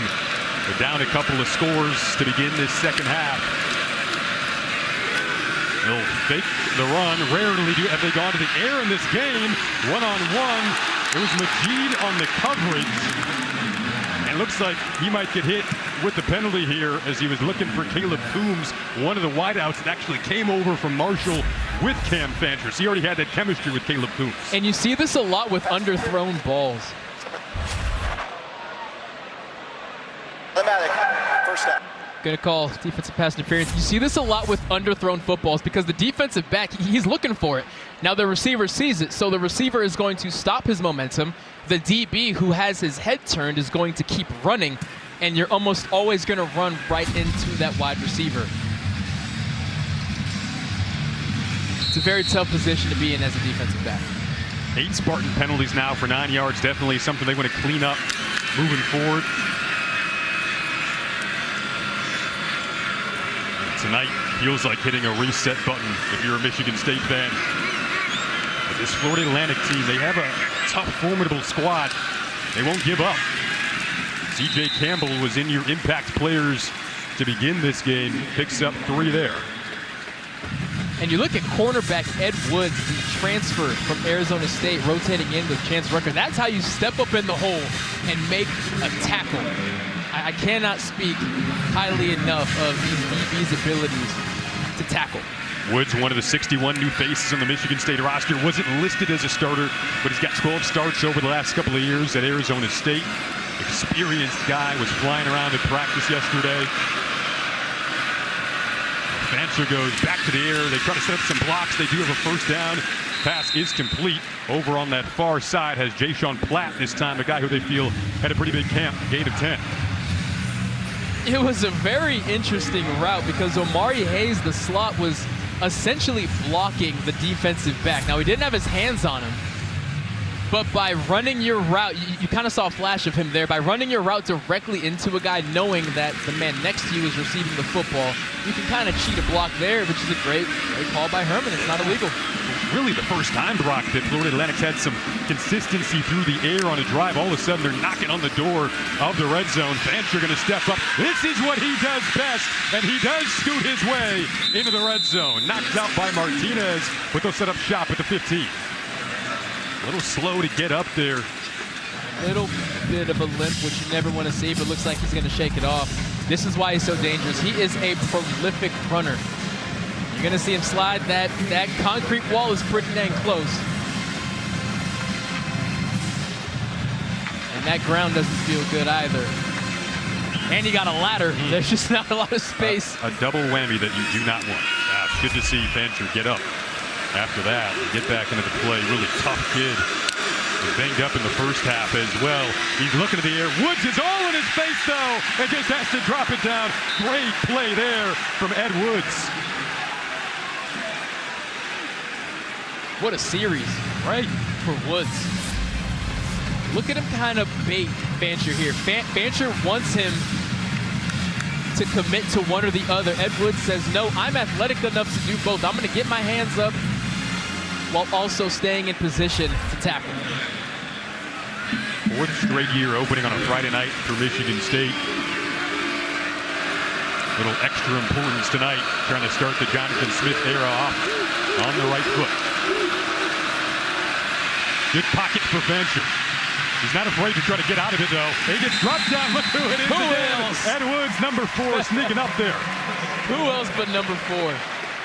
Unfortunately, he's slipping off the field, but that doesn't take away from his effort on this play. Fancher trying to bait time, trying to take off. Fantastic tackle. Yet again by a DB, yet again by Ed Woods. Hopefully, he's okay as he limps his way to I don't know if he'll go in the medical tent, but he's going toward it. So we'll keep an eye on Edwards' status. Meanwhile, they like to shake the keys around here in East Lansing on 3rd down.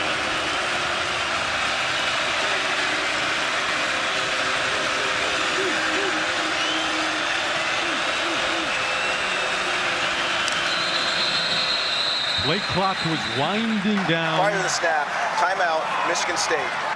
The first snap will be a full media timeout. So the Spartans didn't like what they saw there. Reset when we come back. Later tonight, stay up late. Don't miss a top 10 women's volleyball showdown on Oregon hosts Pitt. Coverage begins at 10:30 Eastern, 7:30 Pacific, only on the Big Ten Network and the Fox Sports app. Top 10 showdown. Oregon coming off back-to-back Elite Eights. That should be good. Meanwhile, back here at East Lansing, Jonathan Smith watching his defense get ready for what feels like a huge 3rd and 11 in this game. State has not put out a QB spy yet at all this evening, but if they have it in the book, now may be the time.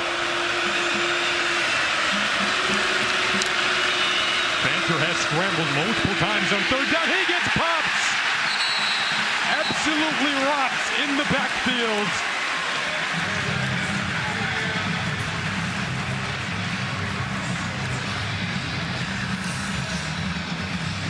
Ken Talley got in there first. Loss of 9. If you go back to the timeout, why they had to call it was because Ken Talley was struggling on where to line up. So Jonathan Smith called the timeout. Well, I'm sure he's glad he did, because Talley knew exactly where to line up this time around. And he gets the fancher.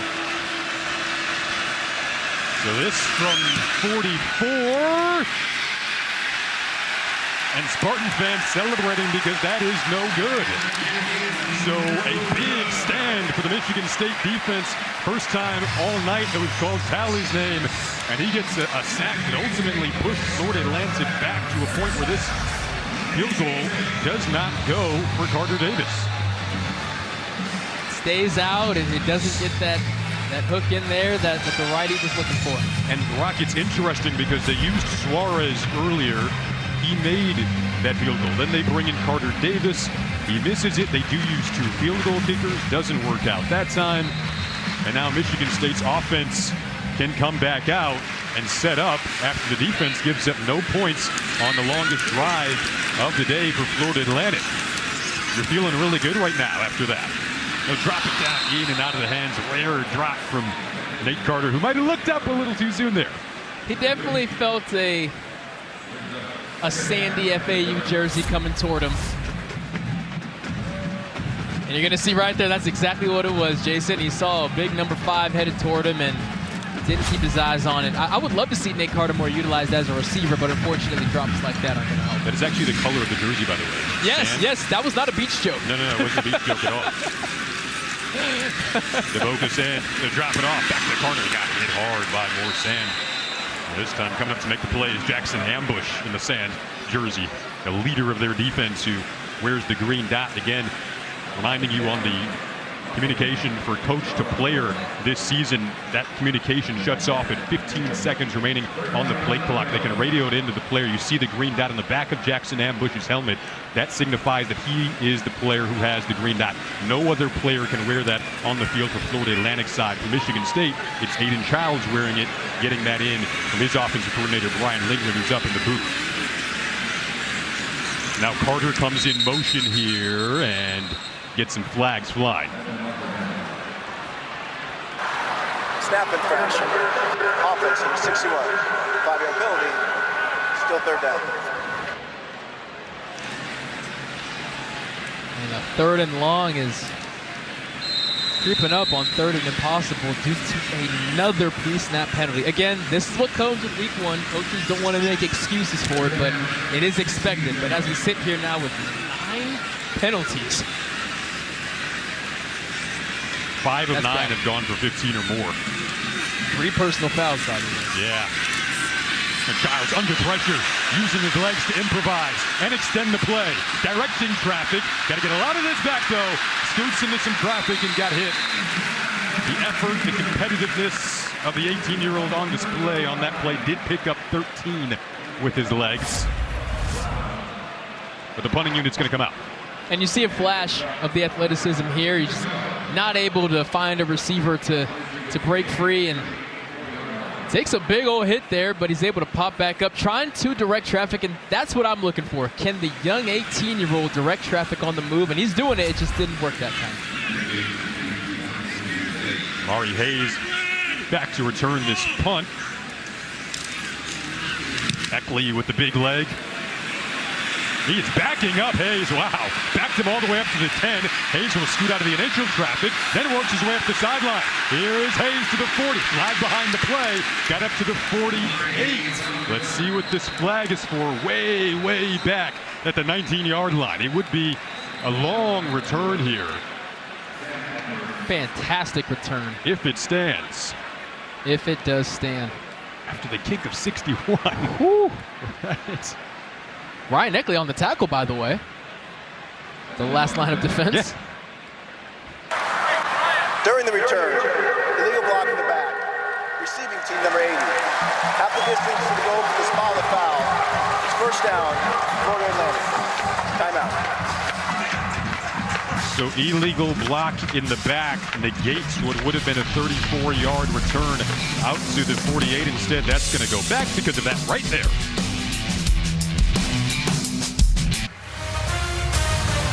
Well, back, that is right around where the Spartan walk took place earlier today. The first Spartan walk for new head coach Jonathan Smith into Spartan Stadium, where his team leads 16-3 here in this third quarter. Good to see Ed Woods back out there for Michigan State. Just saw him in the frame there after he got dinged up on the last series. Made some good plays for in the green and white. They go to the ground again, and Jordan Turner got there first on the contact for Michigan State. His family here today, one of their captains. They call him JT because they've also got Jordan Hall.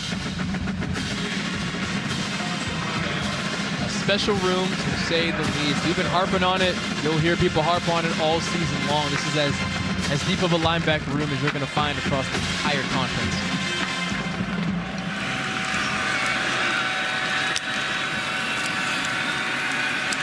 Fancher will roll out. That pressure in his face. It was Anthony Jones, a transfer from Indiana, who got up there to force what will be 3rd and 11 here for an offense that isn't really designed to be backed up inside of its own 10 like this. And look, it's Woods again. Ed Woods seems to be nursing. Yeah. And you just hope that it's not developing into something serious if it wasn't before.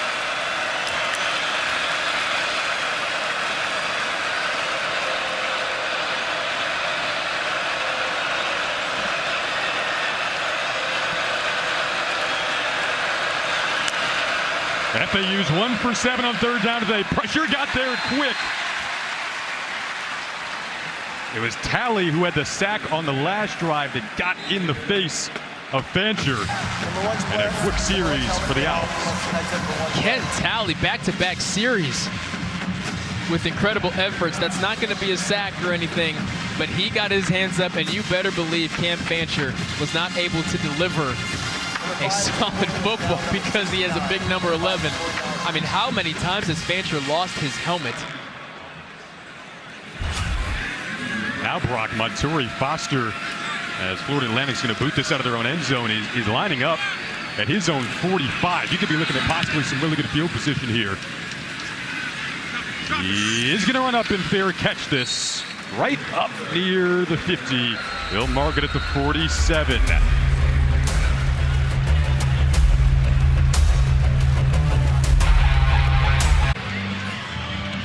Here's the team comparison sponsored by Ace Hardware. I feel like Ace Hardware should be sponsoring these guys at the top of the student section here. I wonder what this conversation's about.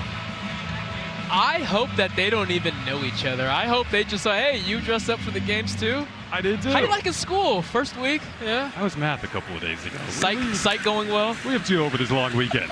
We should just stay dressed like this all weekend. Well, one thing for Michigan State that they want to clean up is the penalties in this game. As they go up the middle of Nate Carter. Got met pretty quickly there. interior of that FAU defense. Jaden Williams came up. There's definitely been an emphasis on hitting those A-gaps. That massive run by Kayron Lynch-Adams was in that A-gap, but I would love to see a little more of the outside zone. I feel that Nate Carter just needs to get going, needs to get some momentum. The defensive line for FAU has certainly made some corrections down there on the interior. Let Carter flash some speed. This time they're going to use child's legs, trying to beat the freshman Hurd on the outside. Snuck inside of the 50. That was young player on young player out there on the edge. Childs trying to shake CJ Hurd. Gain of 5. Sets up third and manageable here in plus territory. The sea snake, they call CJ Hurd. Because you see those dreads flying just like Corliss Valerian. A little House of Dragon reference. For those who watch. And you can see why. CJ Hurd, a highly touted recruit, 50 offers, including Michigan State.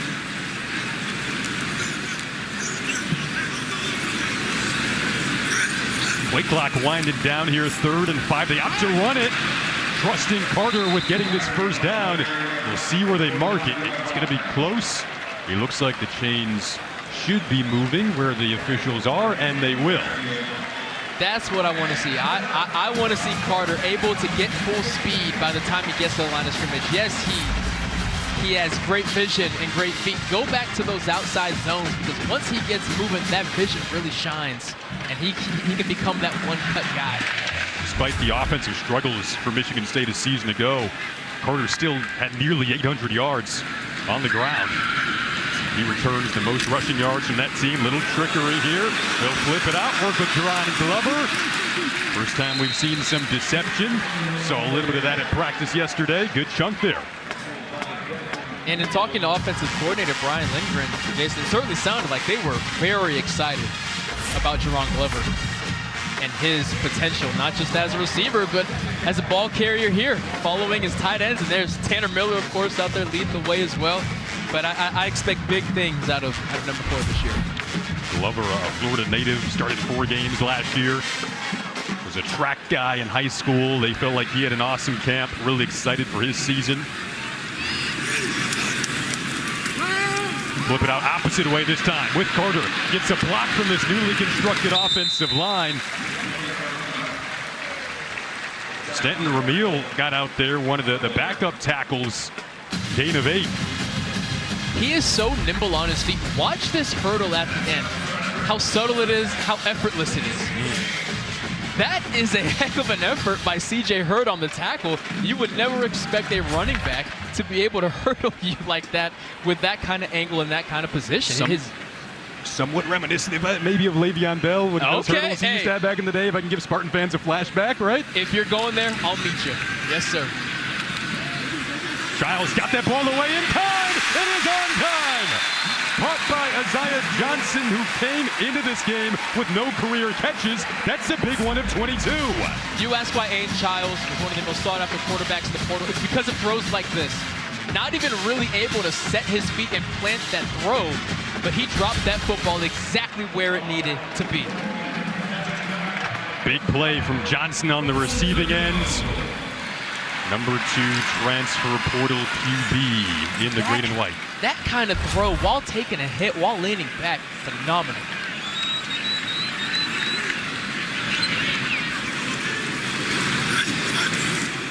They've got Lynch-Adams in at running back. He already has 1 touchdown today. Gets swung down there.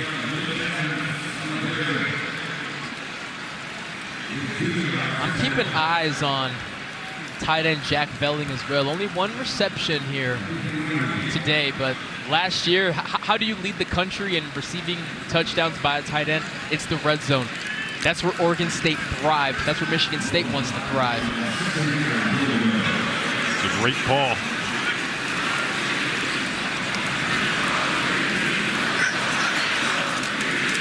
They go back to Nate Carter this time, flip-flopping the running backs. The tight end they had on that play had both Velling and Michael Masunis in the block on that right side. All of a sudden, 3rd and goal after trying to Stuff it in with the run game.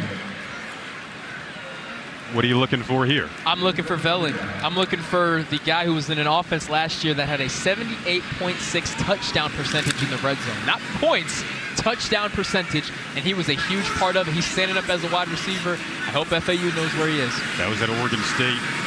Velling came over from Oregon State with Childs, with head coach Jonathan Smith. And now Childs is looking to the end zone. It is intercepted. It is intercepted and heading back the other way. Chance for a big return from Philip Dunham, the former Indiana Hoosier, who cuts it back well inside of Spartan territory. Second red zone turnover of the day. A return of 58 for Dunham. You talk about being comfortable. Philip Dunham spending so much time at IU. He's been in this stadium. He is familiar. He jumps that route. He sniffs it the entire way. So instinctual, was so instinctual as a Hoosier, and here goes back home to Florida, but the playmaking came with him. He's a guy who you thought coming in could maybe calm down this defense because he's been in this stadium as a former Hoosier, played in Big Ten atmospheres. Key from a leadership standpoint, and Philip Dunham comes up with the big pick with 3 minutes to go. You mentioned earlier, you can't keep Florida Atlantic's hopes alive. Well, Philip Dunham just really injected some hope and energy back into this FAU team. He very mobily bounced off a tackle, got to the outside, wrapped up by Cal Halliday. Gain of 4 there. So now Florida Atlantic, they didn't capitalize last time they got into the plus side of the 50, missed a field goal. They're back at it though in Michigan State territory. Fancher keeps, design carries, slid down. Again, that kind of late slide. You've seen it earlier. Angelo Gross, who had an interception for Michigan State, with the contact there. Angelo Gross thankfully stayed high on his tackle attempt, but this is that slide that was just a pain in their side for that entire first quarter. I mean, that is very late.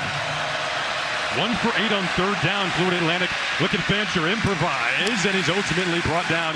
The flag came flying in late, and there was a slight grab of the face mask at the tail end. You wonder if that was where it was, but when was he down as well? And you have Fancher grabbing his knee. It looks like he's walking it off, but Personal foul, face mask, defense number 94. 15-yard Again here, Brock, we're going to take a look at this, and I think it's, again, a byproduct of when he goes down. It's like that grab of the, you got long arms, of course, these one down. But it's so tough. There's a grab, definitely. It is so tough. Grab. And it's also tough to win games when you have 4 personal fouls. Now, obviously, once you get your hand in that face mask, that flag is going to go 10 times out of 10. But to your point, when you slide that late, you get yourself in compromising spots. And as long as he remains healthy and can keep playing, it's an advantage. But at what point is it self-harm? I mean, Jabari Mobley with the run, and I'm right with you there where it's working. It's an advantage for Florida Atlantic that he's doing that because you're catching the Spartans need to be disciplined in terms of plays just like that. You can't have that many personal fouls. The disadvantage for the Spartans is there's no drill that you run throughout camp where, hey, if we're playing a quarterback who is athletic enough to slide extremely late, how are we going to tackle him? You don't cover that. They're just going off of instinct. And again, it's working to his advantage, but for him being such a great athlete, I'm nervous that if he can't do an entire season of this and remain healthy. Fancher and Florida Atlantic trying to put this in the end zone to pull within a score. And they're going to work it with some blocks on that left side. Gross made the tackle. A big possession here for Florida Atlantic, creeping inside of the final minute of this third quarter. Fancher just working his way through all of these hits today, showing some fortitude, showing his toughness, his resilience. A great athlete, as you said. You go back to last year at Marshall. Against NC State, he had the ball more than 70 times, over 50 pass attempts, 20 rush attempts. So yes, he looks gassed, but if he has to put this team on his back, he's done it before. Big third down, noise coming from that MSU student section.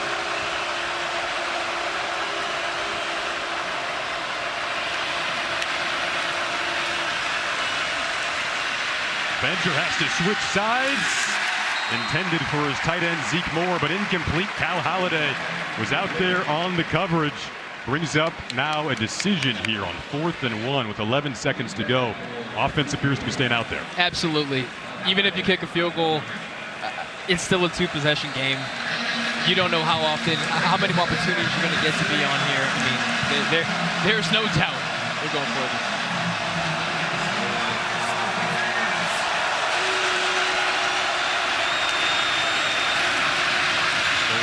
Roll it out to the end zone they go for a touchdown to pull within one score. Jay-Sean Platt on the receiving end, and a big play for FAU off that INT. It is a 1-possession game, 7 plays, 40 yards they go. And you're going to see miscommunication on the back end. Watch both DBs go to the flat, leaving a wide open Jay-Sean Platt. When you are in man coverage, you have to communicate, especially in the red zone. Are we switching or are we sticking? If my guy crosses in front of you, are you taking him, and am I taking your guy, or are we staying? And unfortunately, miscommunication gave it an easy 6. Important extra point for Suarez, and he does make it a 6-point game. So, it's a new ball game in East Lansing. A 1-possession battle nearing the 4th quarter.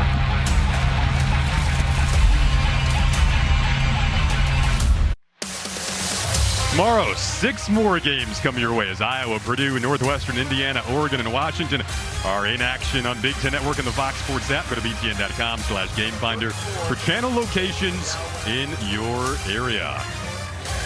Going late into the night with Washington and Weber State there. So Florida Atlantic right back into this one. New game. And this is what you say when you say you cannot let a team stick around, because belief starts to grow, and barring any kind of return here, you go into the 4th quarter, and if you're FAU, you say, guys, we believe we should be up in this game, and here we are hanging around in the 4th quarter. Why not just go do this? And after that extra point, a touchdown, theoretically another one, and an extra point puts you in front. So, I mean, wow, it's been the turnovers in this matchup. This all started because of a Philip Dunham interception, and then it leads to this. Are we switching or are we sticking? Right now, you have 2 DBs with eyes right there. Who does that leave open? Number 3. You have to communicate that all throughout the week. If my guy crosses under yours, am I taking him and you take my guy, or are we staying where we are? Fantastic play call by FAU. But you got to communicate that. Likely the final play of the 3rd quarter. Before we go into a 4th quarter that could have some drama on this Friday night at Spartan Stadium.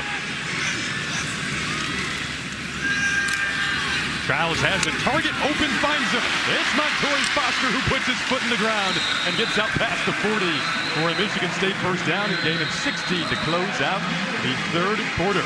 On the edge of our seats heading into the 4th, 1-possession game after the Jay-Sean Platt touchdown for Florida Atlantic. Spartan fans trying to ring in this new era on a high note. We got a battle.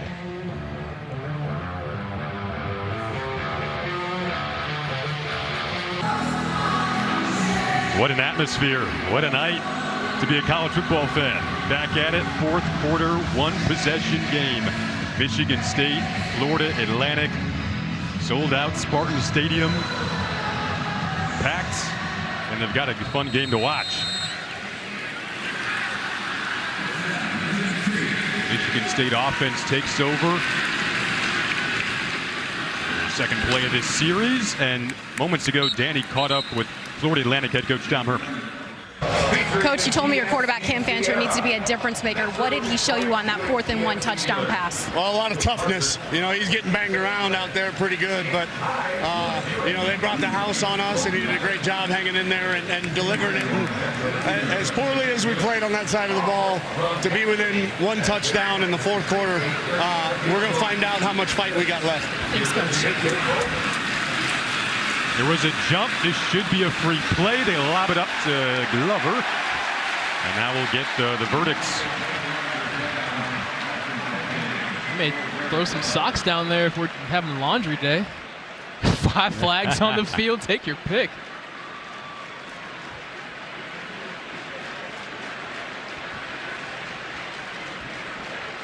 Definitely some movement pre-snap. Likely a pass interference as well. Tons to discuss.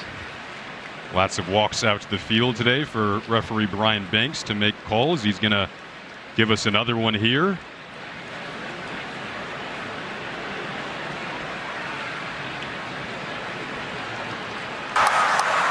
There are 2 fouls on the play. Offside. Defense number 97. That penalty is declined. Pass interference. Defense number 11. 15-yard penalty from the previous spot. Automatic. First down. That moves the chains forward into plus territory for the Spartans. Devontae Davis with the early movement. Bugs Brown, who's had a phenomenal game outside of that penalty a play ago.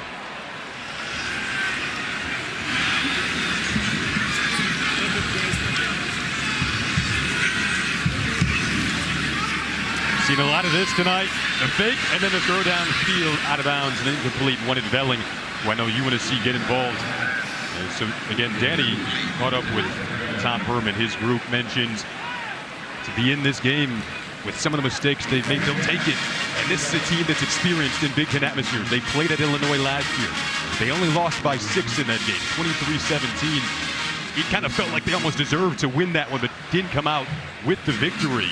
Their last win over a Power 5 team was in 2007 against Minnesota. Again, another Big Ten opponent, but lost by 6 to Illinois last year. They're down 6 today. And Kayron Lynch-Adams continues to bounce and break off tackles. Brought down by Bugs Brown, but not after a big gain of 10. And Lynch-Adams pretty hyped up. Lynch-Adams has got the juice right now. And when you have a center like Tanner Miller, watch how he sets the tone here. Clear him out, and now I'm going to clear him out. Valencia Viking. Yes, I am biased because that's my high school. Could not be prouder of Tanner Miller. So Cowboys taking their talents to East Lansing. The tutelage of the legendary Larry Meir. Handed off, right back to Kayron Lynch-Adams. Broke through 2 tackles, then gets cut down. Jackson Ambush finished off the tackle, but the momentum is really moving now with the hot hand in Lynch-Adams. And you can feel it oozing out of him. Look how fired up he is. His fists are still clenched. Kayron Lynch-Adams, feed him, feed him, feed him. Look at this run. Lynch-Adams looking like Lightning McQueen. Kayron saying ka-chow.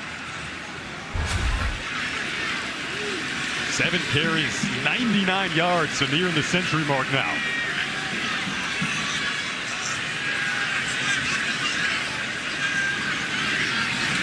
Adjustment at the line for Childs, right back to the hot hand.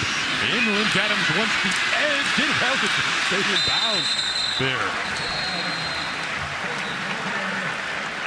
They want to start this offensive identity with the ground and have balance off of it. I love the look in his eyes right now. I love how fired up he is. I love how physical he can be, but also a little finesse. This is more of a finesse run. Look how patient he is on the sideline, saying, yeah, I'm not going to score. I'm just going to tiptoe my way. Okay, now it's time to be physical again and get some extra yards. Love how 15 is toting the rock. Now can he finish it off in the red zone? A lot of this coaching staff coming over from Oregon State. They had a lot of success in the red zone with 12 who's in motion, Jack Velling, but they hand it off again. This time Carter in as Lynch-Adams gets a breather.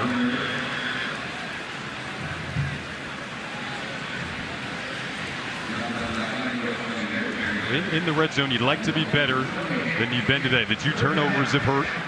Last time they were down there, the interception from former Indiana Hoosier Philip Dunham took it back the other way, then set up some points for the Owls that pulled them within 6. And in the past 2 seasons, Michigan State's offense averaged just over 4 points per red zone trip, one of the worst. And they're looking to rectify that now. Empty backfield for Childs. Haven't seen a lot of that. And Foster scooped that up. He looks like he did. Nice adjustment there from Montori Foster. Fantastic hands by Foster. Their offense remaining on the field. Bringing on some tight ends, but Jason, they're not bringing on a kicker. Now they're bringing in Michael Masunis, Beef there, along with Filet, 6'7", 249. They converted the last fourth down. Yeah, Masunis is 6'5", 258. You're getting some weight in, especially on the left side of the O-line there. 4th and 1, a big 4th and 1 here. Oh, Lynch Adams got met by the Florida Atlantic D-line. What a job to step up in a clutch moment, and the Spartans continue to struggle in the red zone. Chris Jones kind of led the way over there. Florida Atlantic steps up, backs up. What a play.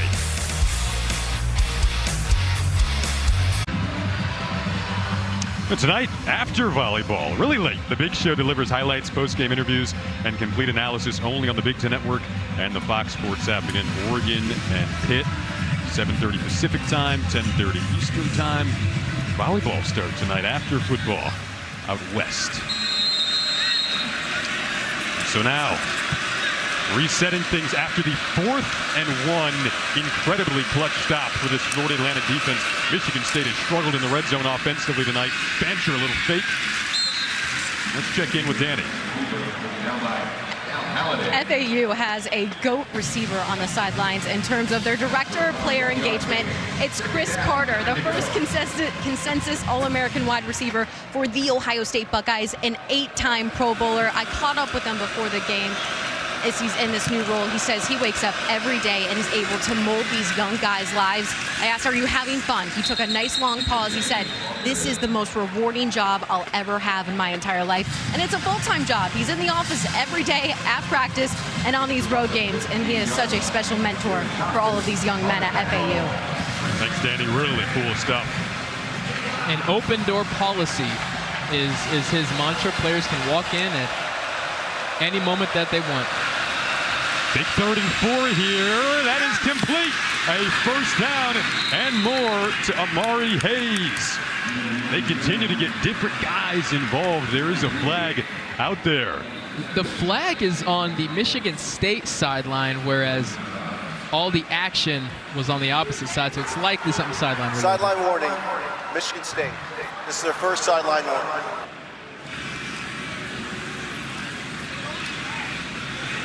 Gain of 28 yards on that last play. And you see Cal Halliday not seeing the wide receiver sneaking behind him. That's Amari Hayes, who has had himself a very good second half. Another Florida native on this roster. Up near midfield, you wonder about the legs and tiredness of defenses as well in the second half of games. Absolutely. The last position you want to be in games like this is when you have the lead, you're at home, yet all the momentum is with the visiting team. It's a scary place to be in, but this defense is going to have to find a way to figure it out. That last stop felt monumental. Yes. For Florida Atlantic. Yes. And you mentioned their hope all night. They have injected some hope and life back into this sideline. Down just 6 here. Fancher will keep it. Running away. Inside of the 50 he goes. Got to scoot past Bogle there and picks up another FAU first down, gain of 10. A fantastic run here by Fancher. Able to beat the defensive end and then cut up field before Angelo Gross can really get a solid hit on you, meaning you get to fall forward for that first.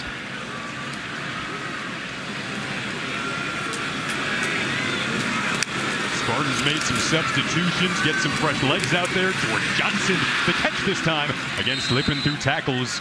Mentioned how good the open field tackling was for Michigan State in the first half. Going to become even more bigger now in this fourth quarter at a gain of 5 there. Back-to-back plays now. The defensive back tackling for Michigan State has really harmed them, and it's been their strength up to this point. You talk about the exhaustion, and FAU's offense is kind of one-dimensional, but if you can't tackle, it doesn't matter. It's almost like the skill set of trying to wear you down has now started to do that and become a positive in this second half. They're looking for George Johnson again. Charles Brantley on the coverage. Really excited to have him back this year. Brings up a big 3rd and 5. You can't point to any of these DBs that are losing one-on-one battles. All of the significant gains for FAU have come from busted coverages or penalties or just guys straight up in the wrong position. But again, 3rd and 5, Cam Fancher and his legs are maybe the most dangerous thing here.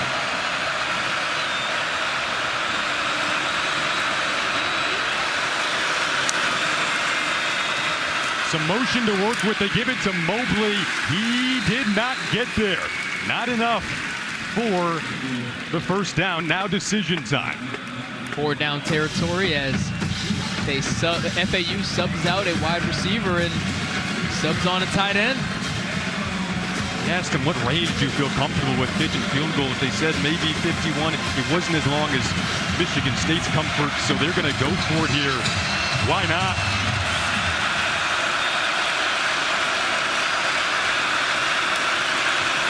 That was Platt in motion. Fancher ran that direction, then got hit in the backfield. Turnover on downs.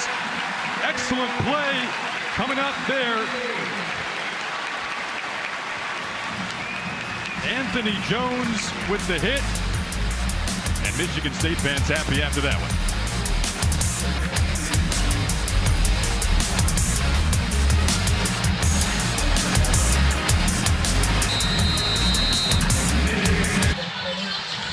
Experience the expanded Big Ten Conference like never before with Big Ten Plus. Stream thousands of non-televised live events across the Big Ten. Plus, enjoy next-day game replays for every Big Ten game. Subscribe right now at BigTenPlus.com. Aiden Childs in the Michigan State offense comes back out up 6. They would love to extend the lead to 2 possessions, but the issue in trying to do that in the red zone, you've got 2 turnovers, an interception, and a fumble down there. Absolutely brutal. They're moving the ball fine. They just can't play mistake-free right now. Back to Nate Carter. Some good starting field position here with 6:48 to go in this 4th quarter. Remember, we have the new 2-minute timeout this year in college football. Michigan State has 2 timeouts, but the clock will also stop, and you'll have that timeout at the 2-minute mark. Florida Atlantic with all 3 of their timeouts. Did you like the Florida Atlantic decision to go for it? I did. I absolutely did. The fact is, they have nothing to lose. They belong here. They are more than capable of winning this game. You could argue they should be up by now. Yeah. So yes, keep that pedal to the metal. Tom Herman and his staff not afraid whatsoever. Lost by 6 in Champaign, Illinois last year to the Fighting Illini. Down 6 to the Spartans in East Lansing. This year, Giles got tripped up a little bit, kind of derailed what could have been a good play as he was looking for Velling on the move. And Velling is so good at those delayed releases, especially with how good the offensive line is at making pass look like run. Aiden Childs really just needs to plant that foot and drive that ball and not throw it off his back foot. There was a guy in his face, but he had time to deliver that ball where it needed to be. Neither team has been great on 3rd down today. 3 for 11 are the Spartans. See what they can cook up here.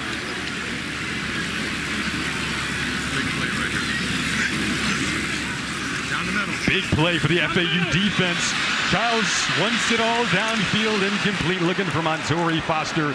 Day Hill, the lockdown quarter for FAU, and on the coverage that time. So they get the stop they're looking for. Still 5:59 to go in this football game, too. And this one just sailed. If I were to guess, it is the fact that the cornerbacks for FAU are doing such a good job at the line of scrimmage. Data Hill and Bugs Brown, fantastic corners. Aiden Childs has not adjusted to where he normally puts that fade ball. It's going to be a little shorter because those cornerbacks are pressed every play in his receiver's face. Amari Hayes back to return the boom and punt from Eckley. Almost a little too boom in there. So we'll come back. Florida Atlantic offense will take the stage.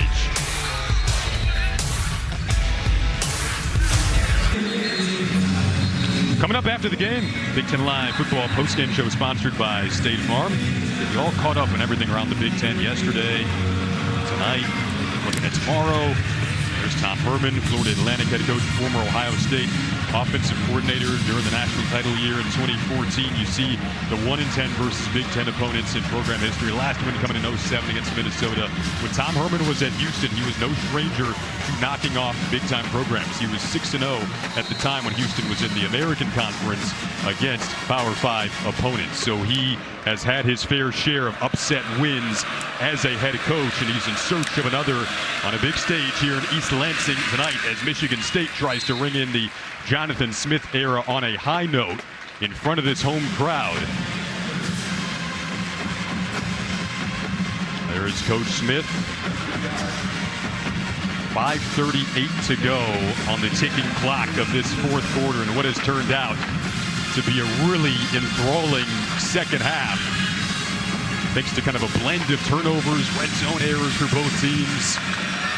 And Florida Atlantic's on a drive here where they're trying to take the lead.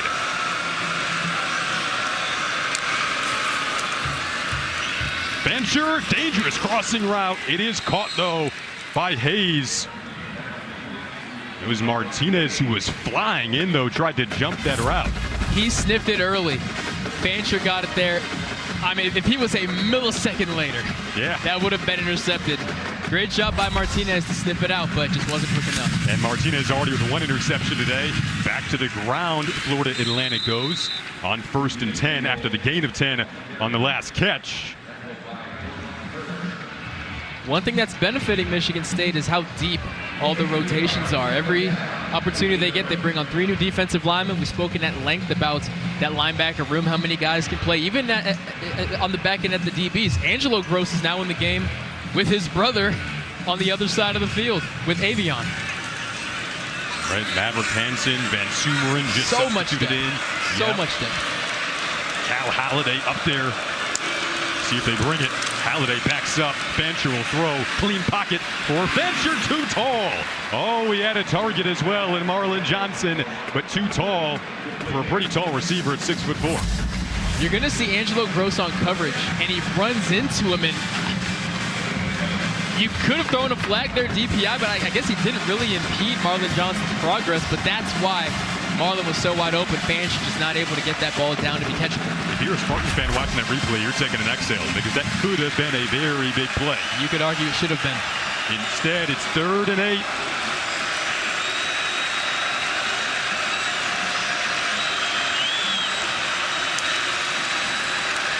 Fancher, pressure off the edge.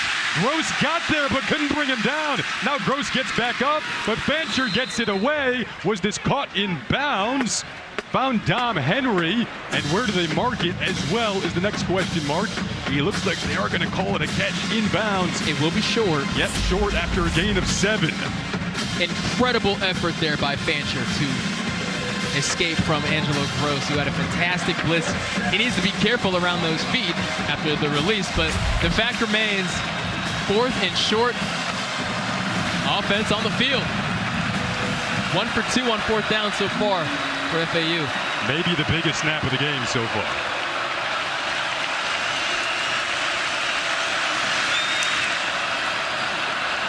Fancher will roll, designed to play to that side. You talked about his legs, slides down.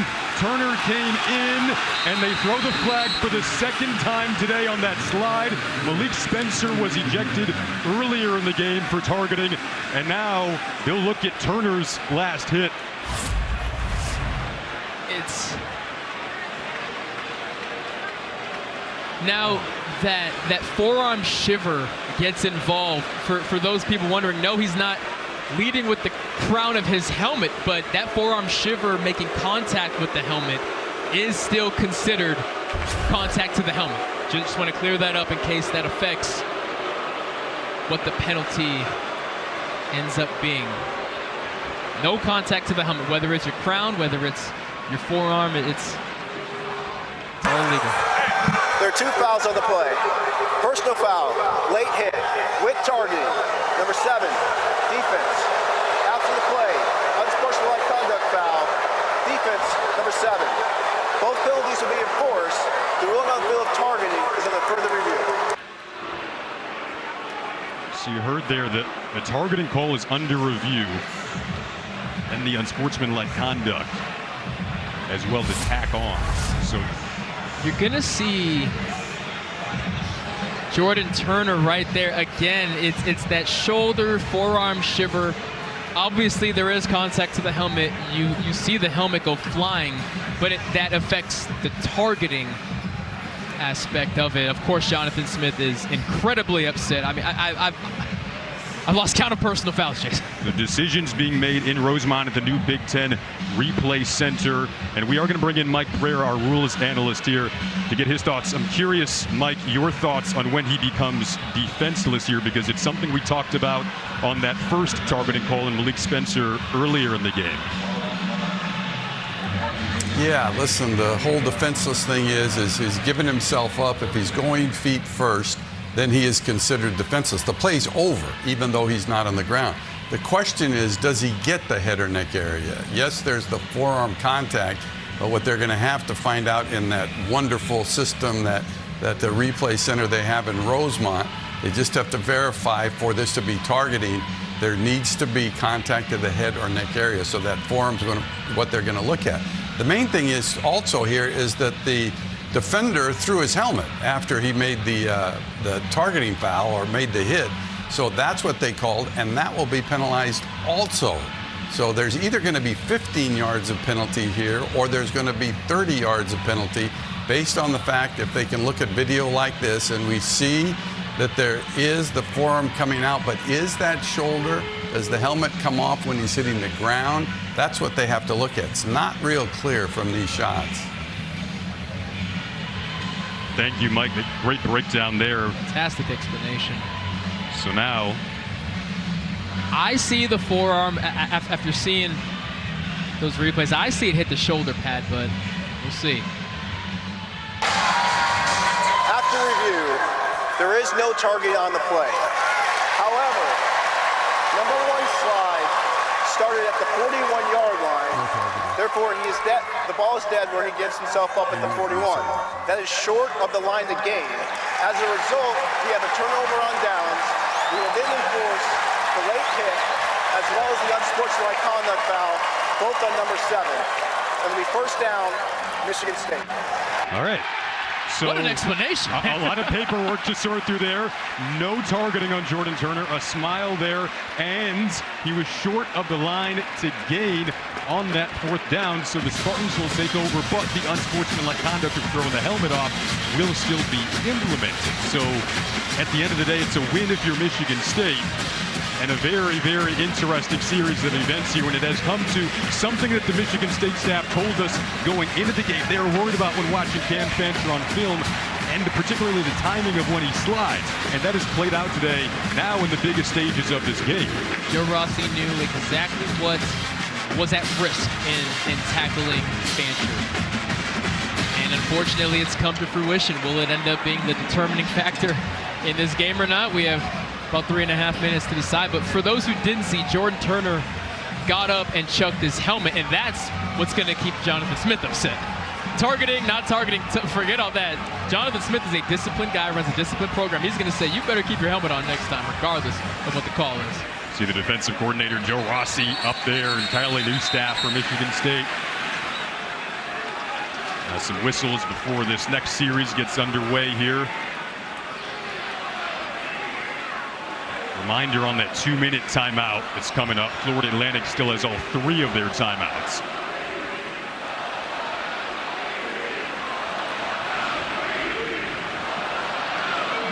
$11 penalties, 125 yards for Michigan State today. Something Jonathan Smith will want to clean up next week against Maryland when they play their first conference game of the season very early on in this campaign. 11 for 125. Is he going to cut it? Almost half of those being personal fouls. Yeah. Is also not going to cut it. Been a fun, up and down, dramatic night. First career start for Aiden Childs. 3:27 to go, and still a lot of work before you can think about College Park next week and Maryland. Florida Atlantic's looking to get a stop here, and they still have 3 timeouts and the 2-minute timeout. So you got some work to do right now. What are your thoughts on what the Michigan State offense should do on this series? I'm looking at number 15, K'Ron Lynch-Adams. He has been the most successful offensive player. He's the third transfer running back for Michigan State to have 100 yards in his debut. Nate Carter had it a year ago. Jalen Berger had it in the past as well. You ride the hot hand. That's what Coach Lindgren told us he was going to do. You eat up some clock, and Lynch Adams can get some yards for you as well. Lynch Adams with 9 carries, 101 yards today.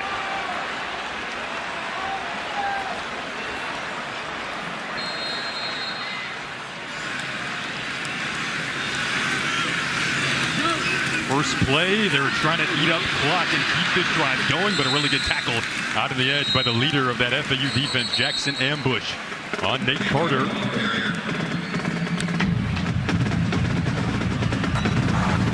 Florida Atlantic. This is the first of the half.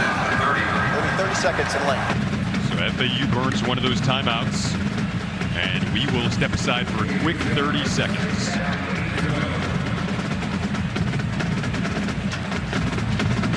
Game clock operating.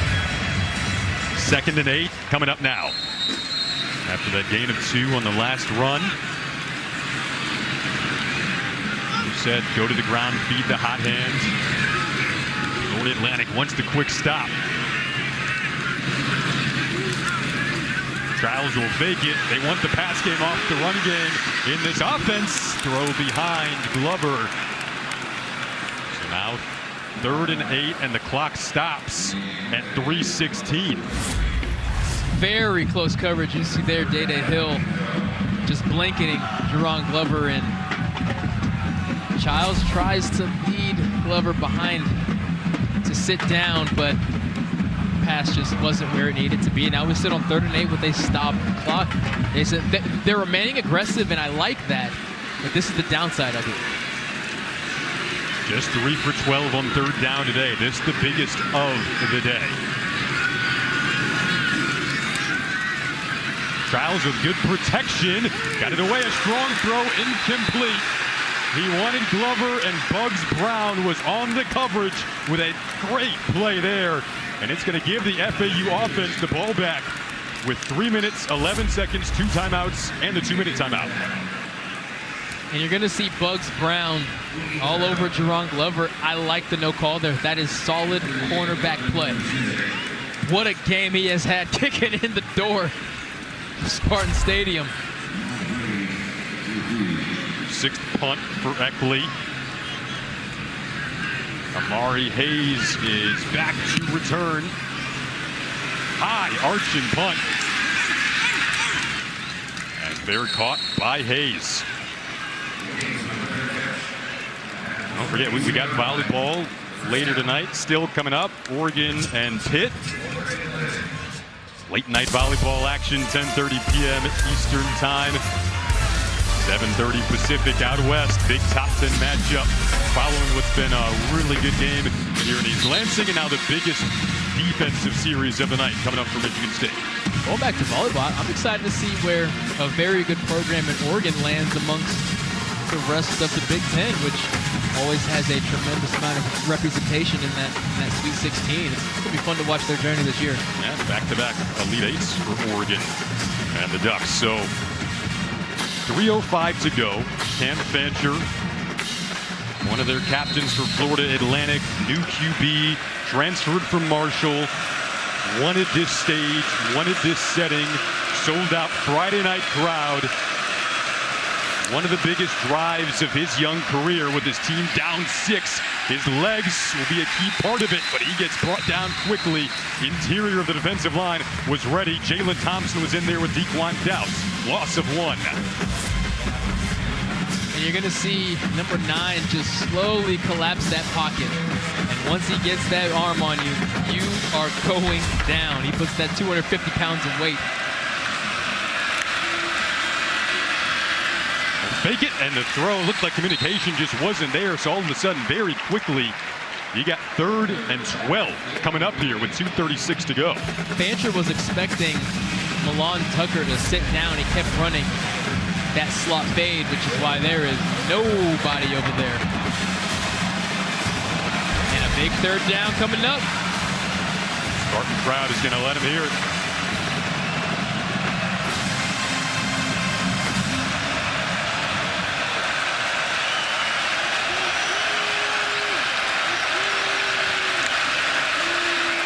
Just 2 for 12 on third down today. Pressure was from Bogle. Fancher escapes, but to the sideline and did not get nearly enough for a first down. So now you go to fourth down, and do they bring out the punting unit here? It would be kind of dicey. You got this 2-minute timeout coming up, and you got 2 timeouts left, but I think it's offense staying out here, Brock. It certainly looks that way. I wouldn't be against them utilizing the 2-minute timeout with the punt and everything, but maybe they're just going to think it over, and we'll see who they bring out here in a couple minutes. Yeah, they'll think it over. We're seeing new strategy with this 2-minute timeout. We'll be right back in East Lansing.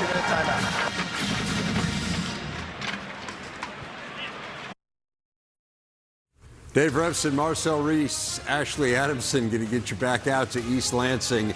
Offense has been struggling. Defense has been bailing the Spartans out. Right now, we're seeing a veteran defensive group step up to the plate and get their team, try to will their team to a victory tonight. Need one more big stop here, Ashley. Yeah, we got a big game coming up after the football game. It's volleyball, gentlemen. I know Marcel is a big volleyball fan. Top 10 showdown in Eugene between Oregon and Pittsburgh. That's coming up after football, but it's going to be a good finish. Jason, Brock, back to you.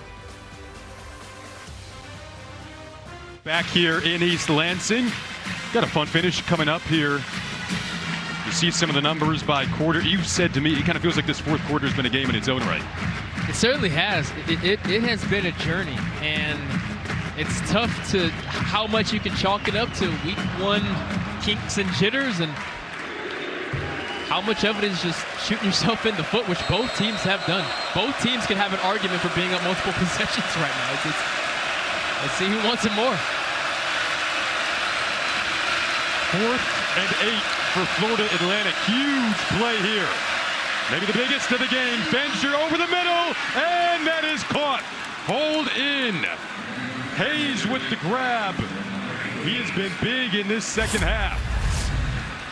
And that was a long developing dig route. So let's start with the offensive line, who held a clean pocket. And now the up-tempo game right back to Hayes. Smartly gets out of bounds. So we're inside of the final 2 minutes now. We're on a first down. Clock stops and the chains are being reset. Smart play there from Hayes, though, to scoot out of bounds. Clock stopping at 1:49. Down 6, so you get a 6 for a touchdown would be your goal if you're Florida Atlantic. Then the extra point gives you the lead. Long field to go until they get there. 2nd and 7.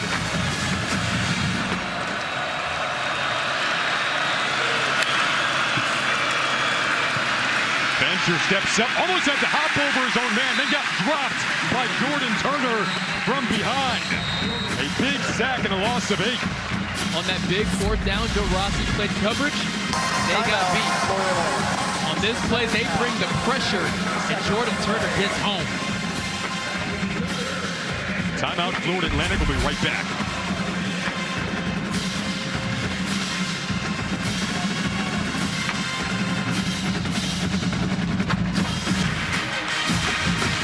For those of you looking for volleyball, Oregon and Pitt, top 10 matchup, you can find that on the Fox Sports app.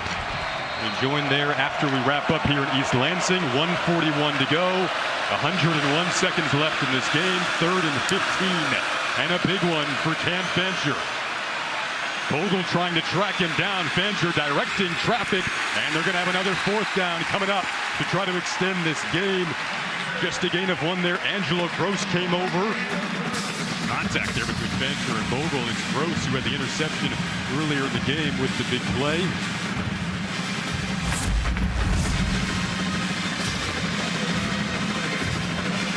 Little flop there. Gamesmanship, if you will. Line judge not falling for it one bit. I respect the attempt, I guess. 3rd and final timeout.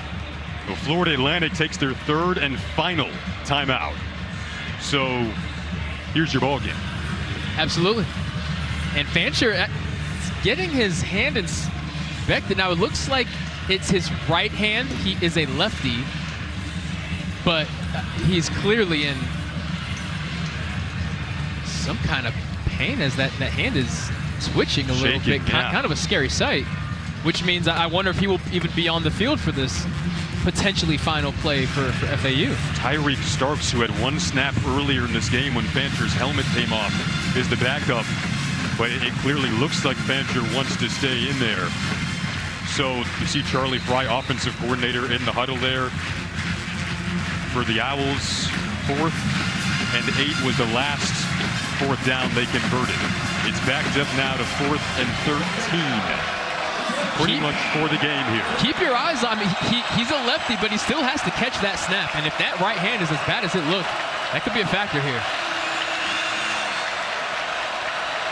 Fancher steps up. Green jersey's in his face, and he is dragged down. Got that off. But it's Talley, who was big earlier in this one, showcasing the depth of the Michigan State D-line to come up big and effectively end this one, barring a turnover. And you see the discomfort that Fancher is in after that play, and how much he must have been hurting going into this snap. Cannot even imagine. But Ken Talley, this linebacker room, this defensive line room, whenever a play needed to be made, that defensive front 7 put the team on their back and the offense on their back and brought this one home. I do want to give a tip of the cap to Cam Fancher. You mentioned it, and I can't imagine how much pain he is in. Took some devastating blows. His helmet flew off, 6 or 7 times. Fought till the end, and truly just hope that that hand is not something that will affect him in future games. Reminder, if you want to find Oregon Pitt volleyball, you can have that on the Fox Sports app. We'll rejoin that right after we wrap up here. You see Jonathan Smith, so ringing in the new era under his leadership. This isn't his first time in Spartan Stadium, Jonathan Smith, as you see his quarterback that followed him from Oregon State fittingly taking the knee. He was here as the quarterback coach for Boise State in 2012. Michigan State, Boise State, go back to that one. That was his first time here, and that was kind of when this Michigan State program was coming off, getting deep, postseason Big Ten championship games, winning big bowl games, and he said he wants to restore it to where it was. You've seen Rose Bowl wins. You've seen Big Ten championship games. They made the 4-team playoff. He wants it to get back to there. A lot of work to be done until then, but this start is one that he'll be proud of with his team after the game in terms of how they closed it out. It took 4 years at Oregon State before he was able to get his first win and bowl bid. Regardless of what happens tonight, I'm telling you, that will happen in half the time here in East Lansing. 16-10. Going to be the final. To get the final handshake there for Jonathan Smith and Tom Herman. The final score for our awesome crew. Brock, phenomenal job. Danny Rogers down on the sideline. 16-10, Michigan State going to wrap this one up, improve to 12-0 in Friday night openers. Mentioned we got volleyball coming up, Pitt and Oregon. Aiden Childs gets his first win as the Michigan State QB. We're going to send it to Eugene. Big Ten volleyball, number 4 Pitt, number 10 Oregon. Good night from East Lansing. Three.